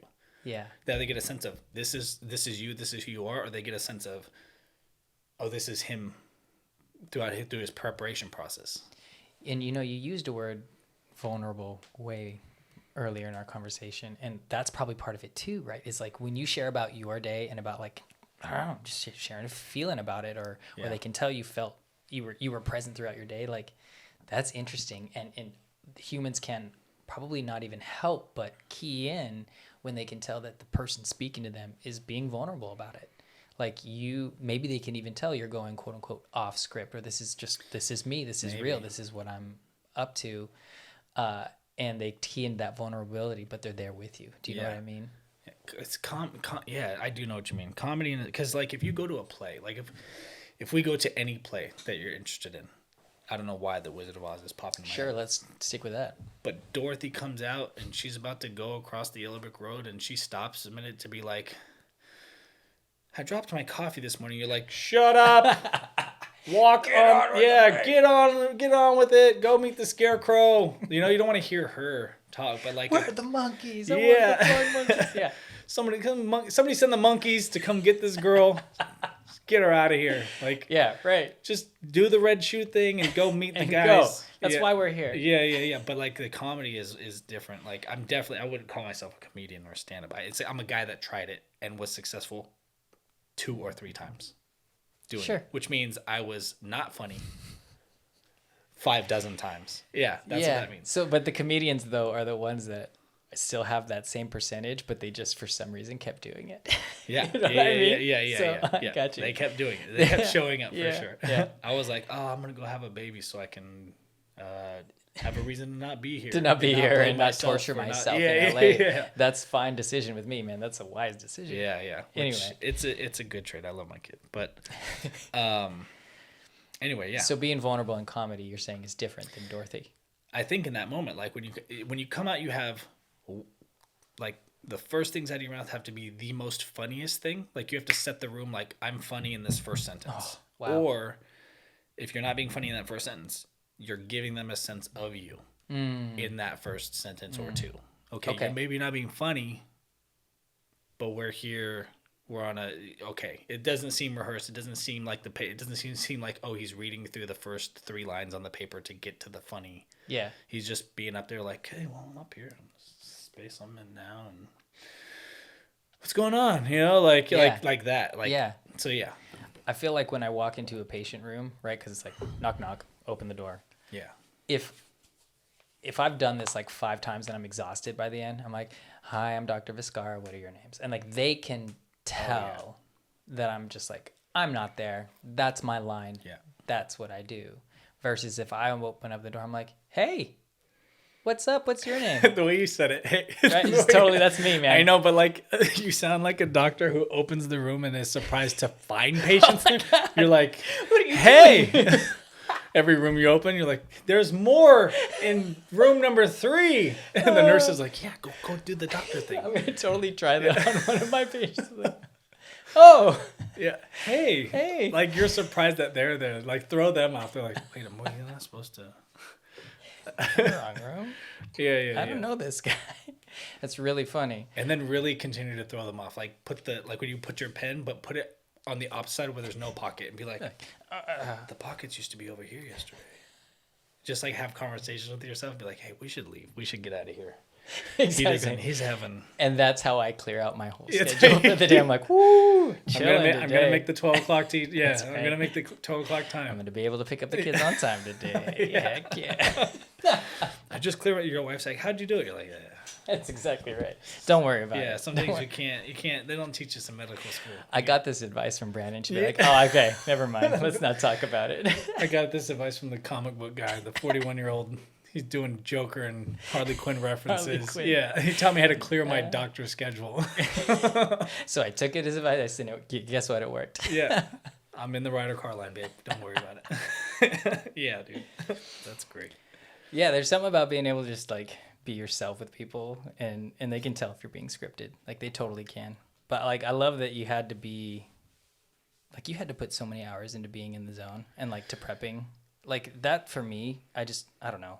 Again, kind of going back to like the time and the planning, like the planning part of my journaling, like it does. I'm gonna be straight with you. Like it does sometimes seem like it takes forever. Sometimes though, in reality, you're like, okay, this only took 5 minutes, and I was thinking it was gonna take me half a day to do this. Anyway, it does take up time. So like that time piece, but like like that payback you got just from prepping, just from like thinking about what you're gonna do, that pay that you got in the actual action, like man, that's where it's at for me. So for that, what sucks is, for me at least, and I mean I follow a lot of comedians, I watch their podcasts and stuff, and even people who do this stuff professionally has said this, like thinking back on it, like being in the that 7 minutes, I can watch the video. I see myself moving like one of those like one of those Chuck E. Cheese band members. Right. Dun, dun, dun, and I'm like, but I try to think, how did I feel in that moment? What do I remember for that moment? It's weird because like you're there doing the thing, but it's like I don't have a lot of memory or experience in the moment doing it. Wow. Yeah. Which is weird. Like I can't, even in my head there, I'm so like, as I'm in minute 1, I'm like, man, I can't wait till this is over. Yes. So I can say that it was good or bad. Totally. And I'm like, well, just be in this moment now. Like, It's hard, man. it is hard. And so I'm even me, I see myself and I'm like, who's that guy? Like, what is he saying? Shut up. Like, what is he even talking about? Yeah. And I'm trying to be like, where is all this coming from? Because I'm me now sitting here watching it going like, I wouldn't know what to say, or I wouldn't know what to do. Yeah. Or I don't know how to explain it really. No, I hear you, man. You kind of go into a different zone in your head, I'm sure. Like where you're not really, like you're kind of, I don't know, what's it called? When you're separated out from yourself, like having an out of body kind of a thing. Yeah. But you're just like, it's tough. It's tough to be grounded and present. I think it's when kind you're of in the middle of it. I think it's kind of like the the podium mentality, the trophy mentality. Like everyone wants to be LeBron James, everyone wants to get the championship, and everyone wants to be holding the trophy and doing the thing. I would even go as far as to say, like, even those guys don't like that stuff.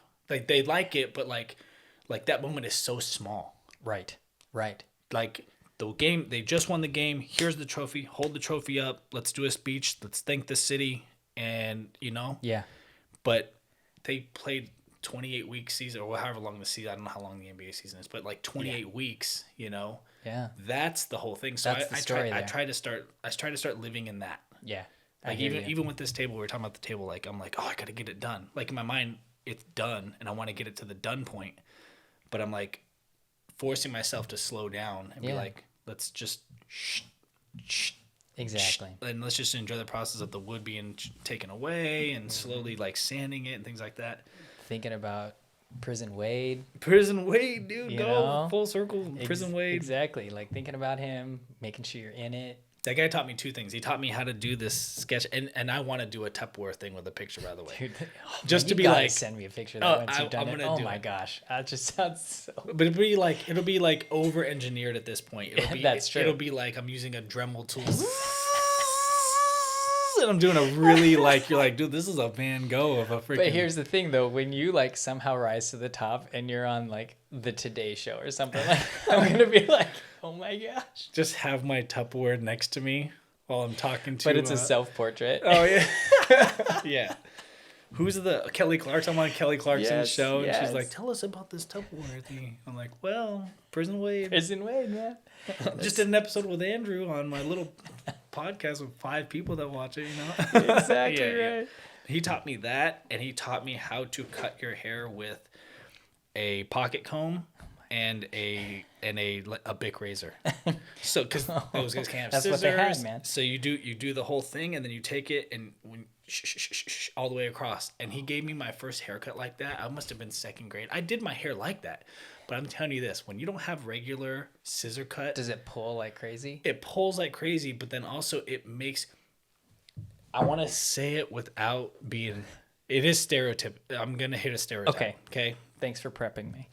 I'm gonna hit a stereotype, but I'm also gonna. It was my dad was like this. My dad was the guy. I told you the mustache. Yeah, that's right. Looked like a cholo kind of. Exactly.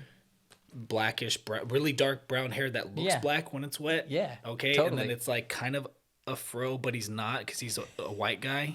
But it's pulled back in Dude, the 90s. I want to do my kids' hair like that so badly someday. And kind of like fraying a little bit, yeah, but man. you're always that. And he cut my hair, and it was fine before that. And then he cut my hair, and I looked in the mirror, and I was like, I was in 2nd grade, and I was like, I'm an inmate, dude. Like I felt you could see my hair. You were like, this guy has done time. This kid between juice boxes, this kid has done some goddamn time. You go to school that day and people are like, Oh yeah, oh yeah, I'm gonna stay away from this guy. oh yeah. They were just leveled up. Just sit down at the lunch table and snacks just come in to me, like it's Shawshank Redemption. Everyone's paying up their Exactly right. cigarette bets. They're Exactly right. like juice, and I want the full juice. I don't want that. I want the full sugar. I don't want that 100% juice Keep stuff. that out of Tommy. here. Yeah. Get that out. Tell your mom to get her stuff together, Tommy. Like we ain't having this anymore. Oh man, did you ask your mom when you were talking to her the other day about like Prison Wade? Like, what was that guy? Like, why was he in our home? I started to ask what he did and how he ended up there. Yeah, Completely got away because I started talking about the table and this. So Gotcha. it's actually you're in the midst this of part. it. This podcast thing is part of that. Is more of a video record for. I mean, me and you. One thing people might like this. And Yeah, might no, sign on of to the course, journal though, thing. yeah. But those episodes are going to be more like. So the family has a record of it. I don't expect anybody to watch them. Yeah. I mean, there is some therapy points. So going through like. Yesterday we were talking about issues with my dad and how he was with animals and interesting. And my dad was a very abusive guy, alcoholic, one of 5 kids. His parents were full-blown alcoholics. They would have children and then not be able to take care of the children. So at some point, every single one of the children were in foster care. Wow. At one point. Sometimes not together, but at the same time. Wow. But all of them. Right. And So there's that. He's that type of. So he's from that broken environment. Sure. And we started talking about stuff, and I was like, okay, this is a private thing. Because I'm always obviously like, do I make content out of it? Do I, like, how close to the sun do you want to fly? You know, like, yeah. Even the Kardashians are not the Kardashians. There are Kardashians on TV, but there's even a private side to the Kardashians, regardless of how much we see of them. Correct. Which I think is terrible, by the way. Like, all well for the Kardashians. Good job for you guys doing what you guys do. Yeah. The empire you got. Exactly. What sucks for me and regular guys like us, and I won't speak for everyone, but throughout your lifetime, think about this. There's never going to be a time that you don't know who the Kardashians are. You know what I mean? Like, when we are both 60 That and is 70. really terrible. Terrible, right? Yeah, I feel cursed in a way. Think Sorry, about again, you're right. 75 Sorry, yeah. Kardashians, but like that really sucks. Yeah, no, you guys get your empire. You guys get your money. Good on you. Sell a T-shirt with a bunch of rips in it for $99. Yeah, I wish I could. Yeah. But also, like, me sitting here and then ta-ta-ta-ta-ta and doing whatever and kid stuff and then having, like, Kim Kardashian, da-da-da-da, and you're, like, and 70 years old, so you're like, how have I heard about these people my entire freaking life? You will not remember a single lesson from the art of war. No. On your deathbed. But you will know who the Kardashians are. And I'll be pissed off hitting my TV remote because the batteries are going out and the button doesn't work and it's stuck on the damn Kardashian page and I'm like, oh. And if I could just tap into Sun Tzu and be like, how do I fight this war? You know, I'm gonna wake up in the middle of the night tonight, like cry laughing, and my wife's gonna be like, "What?" She's like, "I'm just thinking about the Kardashians." What do you think about the so Kardashians and Sun Tzu I'm so pissed. and the art of war? Which they obviously read this book. Clearly, The art of spearheading the market, the war on wedging their way into my brain. Yeah. So again, they're better off than me. I forget what I was even saying about the whole thing. So we were talking about getting too close to the sun.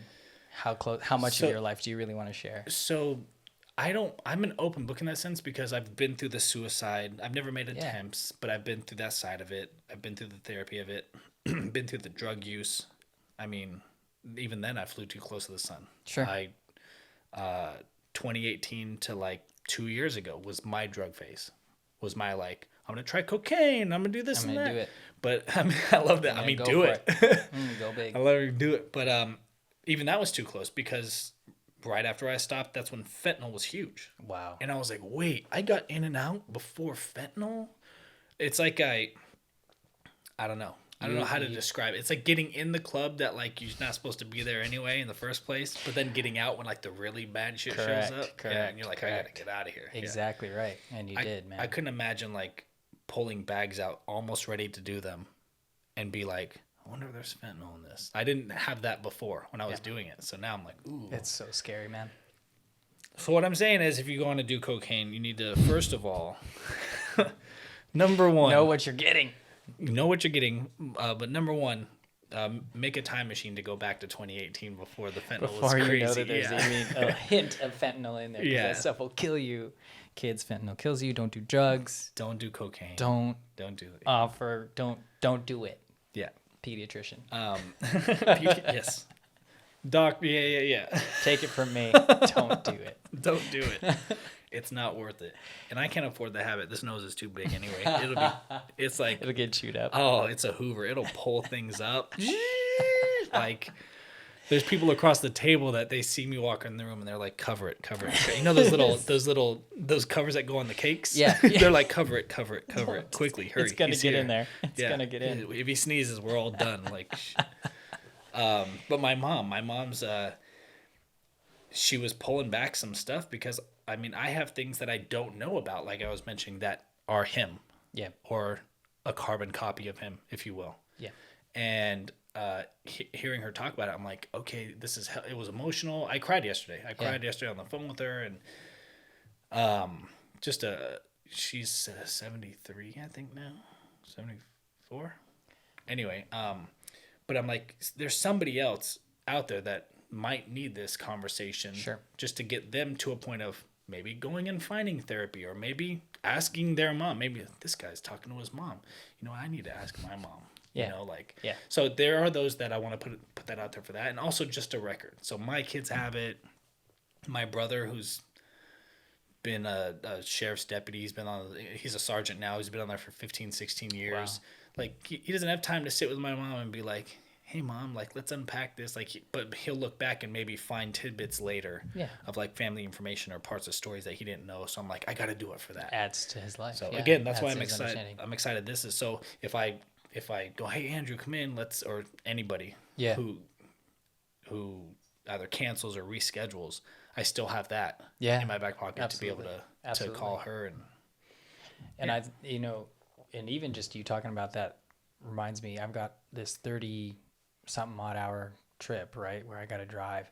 And my dad, who's, again, like all of our parents getting older, he's going to come and we're going to do this trip together. And I would not call him another big word. I would not call him like loquacious. I would not call him like a conversationalist. And I clearly am. Sasquipedalian. That's what it is. Oh, did it just come to you? Say it again. Sasquipedalian. Yes. I'm sorry, I didn't mean to cut you off. No, that's so good. No, you needed to. Go ahead. Sorry. No. I don't know how to now I'm spell it. invested. I'm gonna do the. Oh. Did you? Uh-oh. No. It's Okay, it wasn't anything bad No. that came up when you misspelled. It's like, did you mean? So it's like Sasquatch, but I don't even know how you said it. Sasquipedalian. There it is. Sasquipedalian. Oh. Like a quip. I forgot you can't see this. I can't. Here it is. Sasquipedalian, characterized by long words, long-winded. The Sasquipedalian. Okay, yeah. So I am a person that likes big words, so this is me. Like, my brother's a pedantic. Okay. I believe that's the one where like everything has to be right. Right. Like he's like what's my stomach? I've had a few of those in here Okay. too. I'm pretty sure actually. we're almost done anyway. It's about 12 minutes, so You're we can good. wrap up here in a couple minutes. But he's a pedantic because everything has to be like the right way. Like Sure. What's that word? Everyone always throws an X in the word. I mean, there's espresso. Or especially. Oh, if you say, yeah. and you It's could gonna be hurt me. anybody. You could be the Dalai Lama, and you go especially, You're and gonna it could slap just 'em. yeah, and but it could just be like regional because that's how the people say it there, and Sure. it just Can't do and it. he'll be like, well, he has to correct you, and then there's my buddy who's a didactic, who did you understand what I was saying? Then why are you questioning me? Ooh. You understood what I said. You get the thing. That's Why would you stop the momentum to be like, well, actually, the way you spell that is like he's more like that. So when they talk, it's like they probably don't. They're fine. They're fine because Okay. we're actually in a group chat, us three. We Okay. podcasted together. Oh, okay, And nice. that other guy, the didactic, he's a black belt. He's been doing jiu-jitsu for 20 years. He has his own podcast. Dang. The BJJ Balance. Shout out to BJJ Balance. So they're complete opposites. So it is fun, That's but so they're the funny. personalities that can be the opposites and be around each other and be like, "You idiot!" Like, Yeah, they could just play off. you of don't it. even know how to spell that. Like, and he'd be like, "Dude, you understood what I said, right?" And like, the room's fine. We're all pissed at each other. And we're all mad. We're all texting stuff, but like, the I room just is don't want to be that guy's son, right? You understood what I said. yeah. Why can't you just? Oh, and my brother is like, yeah. It's like, what you meant was that's how. If you ask him something, he won't answer the something. He'll He'll tell you start what you with asked what you him. meant. Well, what you meant to say was this first before I answer your question, and then now here's the answer to your question, and you're like, and then I'm like looking at him like, can you even spell pedantic? You are one. Can you even spell? I'm that guy now. I'm Yeah, like, you're gonna "Can just you troll him even-" now. Yeah. Sesquipedalian. Sesquipedalian. So my dad is not loquacious. He keeps things pretty close to the vest. And now I have to decide what to do with our time. Might I fill it with music or an audiobook, which I'm tempted to do, or a podcast, or all the things that I usually fill my drive time with. Or am I gonna set, again, here's that word intention, like am I gonna set and write down, I do this with my journals too, I'll write down sometimes intention statements. I did it right in the car before I came here. I Nice. didn't write it down, but I was like, what's my intention? What am I trying to do here? Yeah. You know what I mean? I did that setting this up. Yeah, Exactly yeah. right. And so I'm working on that, and I got to have the courage to say, hey, I really want to just to chat about his childhood, which I don't know much about because he's pretty guarded about It's it. hard to do. Man, It's hard to do with not that easy. generation. Yeah, that's right. That's right. It's generational. I didn't mean to cut you off, but like No. my mom's doing it for years. Me and my brother had to condition her to hug us. Yeah. She No, was for real. she was a single mom. I'm gonna kill this hunger with this one. Hit it. That'll do it, man. Fill it up. Now I'm gonna burp like 9 times because it's all carbonated. It's all carbonated. I'm like, so my mom, and then and then you're, and then road trip. God. Oh, I feel it coming. It's hard. We had to condition her to do hugs and like hold her in that space because she was a single mom, 2 to 3 jobs at one time. Always kept a roof over her head. Didn't have time to hug us like when Yeah. something was wrong. Yeah. She's like, we got to keep going. Like, there's nobody here paying these bills. Right. So she was mom and dad. So yeah. Yeah. So I don't know. Thanks. I appreciate it. It's that she's even having trouble with her brother. She lives with her brother and my aunt right now. It's a bunch of 70-year-olds living together, you know? Yeah. Sounds like a party. Yeah. But even now, she's on the other side of it where she's expressing to me, it's hard to get these people to open up. Interesting. I'm like, what do you mean these people? Like, you're those people. You are the people. That's your people. Yeah. Like, Yeah. but she's seeing it now, like generationally, because like they had to pull up their bootstraps. They had to make things happen. The United States was, I mean, this is still just the last 100 years. Yeah. Where like it was the 19 something to now, Yeah. where like it's consistently getting better in that sense, but people had to put their heads down and just drive forward. Now everyone's like, how do we feel? I was going to say, we're lucky enough to be all up in our feelings and to Yeah. journal about it and to be like, oh, but what do I really want? You know what I mean? Like, Besides the thinkers of that generation and the people that would write stuff down, yeah. everybody else that you tell that you're gonna journal, what do they say? Oh, you Exactly right. Oh, you big wuss. Like, oh, you're gonna sit with your little journal? Oh, you're gonna write in your little journal? Oh, you're gonna take your little pencil with your little journal and you're gonna totally right. write it and and you're yeah. like, I'm setting my intention for the day. Oh, you're setting your intention for the day. Oh, you're gonna set your Seriously. yeah. Yeah. I'm gonna intentionally, and then they grab the book. I'm gonna intentionally throw this book in the trash. Exactly. You're like, And I'm going to go chop a whole cord of yeah. wood Yeah. for my family. They're to doing keep that. them warm. They're doing that while they're talking to you. They're like, "Oh, you're gonna write in your little journal?" While they're chopping down an entire tree. You're Yeah. totally right. You're That's that totally right. generation. That is that generation. But And no, they- it's funny because even Laura's parents, her mom is available. Her dad is more like, I'm in the den. You know where to find me. I'm Sure. watching MASH. I'm Googling stuff to be mad about that I'll forget the facts about it, but Yep. I'm still going to walk around with this chip. Why I are you know so that mad guy. today? Oh, did you see what they're doing in Ukraine? And you're like, what are they doing? They're like, you should see it. Like, they never tell you Exactly. what it is. Yeah. He's just like, you should. You got crazy. it. Just Yeah. mad as crazy. Just And I'm you're like, pissed. and you look at his search history and it's like he's on AOL.com and you're like, are they even updating AOL news feeds, or is this from, are you seeing something from 1998? They're like, Russia's about to invade. You're like, I don't think you're You're on the up to right. date, man. Yeah. You just look and his blue cord's been unplugged for years. The family's just giving him fake stories to be They're pissed just off dishing him stuff. Like, just keep him down in his Yeah, den, yeah. man. Just keep him down there. That's where he's happy. Even Yeah, though he's yeah. mad. But they're like that, and her mom has slowly opened up to me more and more. But again, it's that same. She's in her 60s. My mom's in her 70s. So again, that same generation where you're Yeah. like, hey, thank you for doing that. And they're like side eye you, like, just keep it moving. Like, just go. You have the sandwich. I made it for you. Just eat. Eat it. You know, yeah. Eat like, thing. Yeah. and you're like, okay, like they just like, I want to talk about this sandwich. They're like, why? Because I'm going to journal about it later. I'm going to really talk and get into like how many cheeses you use. Yeah.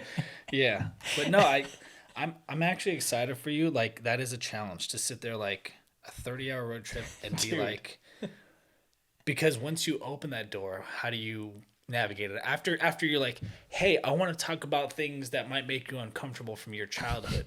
And it's like the first 100 miles, you're like, oh, I these got next 20 hours are going to 2,000 to go. suck. Like, yeah. Yeah. Either it's gonna suck, or you guys are gonna bounce back, and it's gonna be like, so football, huh? And Yeah, like, exactly yeah, right. yeah. Exactly right. Man, Well, yeah, I'm nervous about it. We'll see how it goes. Well, good luck, man. Thanks. So if you ever want to do this again, Yeah. I've done phone calls like this. Oh, cool. Because this is hooked up to this, and if you do a phone call through here, it sounds so nice and so clear. The only Really? thing for the person is obviously like put yourself in a situation where not a lot of background noise because you don't have this mic, you have an earbud or something. So the Yeah, car, exactly. an You can office, hear it all. yeah. Yeah. I do that with my brother sometimes. But if you want to do this in the future, because I'd love to like catch up and be like, hey, so how'd the road trip go? Be Yeah, like, man. I asked him about when he was 10 and he jumped out of the car. we were on the expressway. And he just went for Yeah. it. I don't know what to do. He had plenty of opportunity, but then he told me, why do you drive so slow, which made me drive faster, which was just a prompt for him to jump out of the car. Like, why didn't you jump out of the car at 65? Because I didn't want to live. I wanted to make sure I wanted to died get as outta soon as here. I hit the ground. Like, All I did was ask him what used to be his favorite sandwich. And he couldn't handle it. He just was like, oh. thinks about the time his mom made him a sandwich. Exactly. And that made it, that just So- shut it down. He just yeah. was like, I don't want to be here anymore. Lip starts quivering. Just freaking. Okay, yeah, we won't ask about sandwiches. All right. Exactly. Was there a favorite pet that you used to have? Yeah. Not going to go there either. You know, why don't we just put on a podcast? Yeah. You know what? NFL was pretty good this Yeah, year, right? let's Yeah, talk just about the in Niners. general, Yeah, the whole exactly, NFL. You're dude. like, NFL was pretty good. Blanket Oh, statement. dude, man, I could riff on the NFL for hours with that guy. So that's usually probably what we'll turn to. Okay. Yeah, so that might be the... Well, you have like, at least you have a safe, like a base now, like a Oh, home yeah. base. You're like, okay, NFL. Tell me about when you were 10. Okay, NFL. Tell me about the time that the girls that didn't answer your phone "I call, love yeah. you." Yeah. Oh, they Do did. it Yeah, NFL. well, exactly. Whatever they did, I guess they're like a little They note used to on do a the note, dude. Yeah, the note, and the man. pull tab. Oh, Remember the let's go. pull tab? And then you get the note, and you're like, So "Oh, I got good. a note." And you were like, "Do you like me?" It was always yes, no, or maybe. They left it open. Listen, Yeah. kids, you're not going to be able to experience the note. Man. Oh, the note. No, you now guys are missing out on text so messages. much. Lame. Like So now we're making a lame. big deal over like the little text that like they're texting me ... So like that's just not the same. It's not the same. Not the man. same. The It's pull not the tab. same. I don't even like having my phone now. There's some times where I'll try to not text Laura all day. Yeah. Like, something happens at Kroger and you're like, oh, this guy at Kroger, can't wait to tell somebody. I'm going to tell Laura about this. But then Yeah. it doesn't come across in the text. I feel like stories are dying. Yeah. Podcasts are the new stories. Like, you can watch a podcast and it's long form and it's That's nice why I and you love hear them. the story. Yeah, exactly. But like getting a text of like, you're not going to believe this person in Kroger. It's like you don't get the inflection in the voice. You don't get that emotional thing we're talking about. Yeah. So I'll try to not text and at the end of the day be like, ugh, here's what happened. Yeah. Like I think it's way better. You don't get that now. You get just these little text messages of constant updates to where it's like, you just see like somebody's having the worst day ever and you're like, that sucks. Or you put like a little down thumb. Yeah. Thumbs down for your bad Thumbs day. down. Like I sometimes intentionally do that to people just to piss them off. They're going into really big detail. I'm like, I'm gonna give them a thumb, I had a and really then later on, I'll text them with like a big response. I had a really good day yesterday. You're like, thumbs down to that. And then don't respond to them. So now at least I know. Exactly, that'll be. Now just remember, I'm just playing you, man. It's Yeah. okay. How's your trip going? Thumbs down. Don't hear from you for another. Forever. Yeah. Well, anyway, let's do this again. Let's do it, man. We're just at almost 2 hours. Yeah, thanks for hanging. Yeah, let's do a call if you want to. If you never want to, again, that's cool. But I want to hear about the trip Yeah. and what happened. Appreciate it, man. Let me play this. Thanks for been good. coming out, man. You're the best. Oh, I loved it, man. I had- Every second. I'm so glad we made it happen. Thank so you. glad we made it happen. Thank you, Andrew. And this is the BTS podcast with Brandon and Andrew. Bam.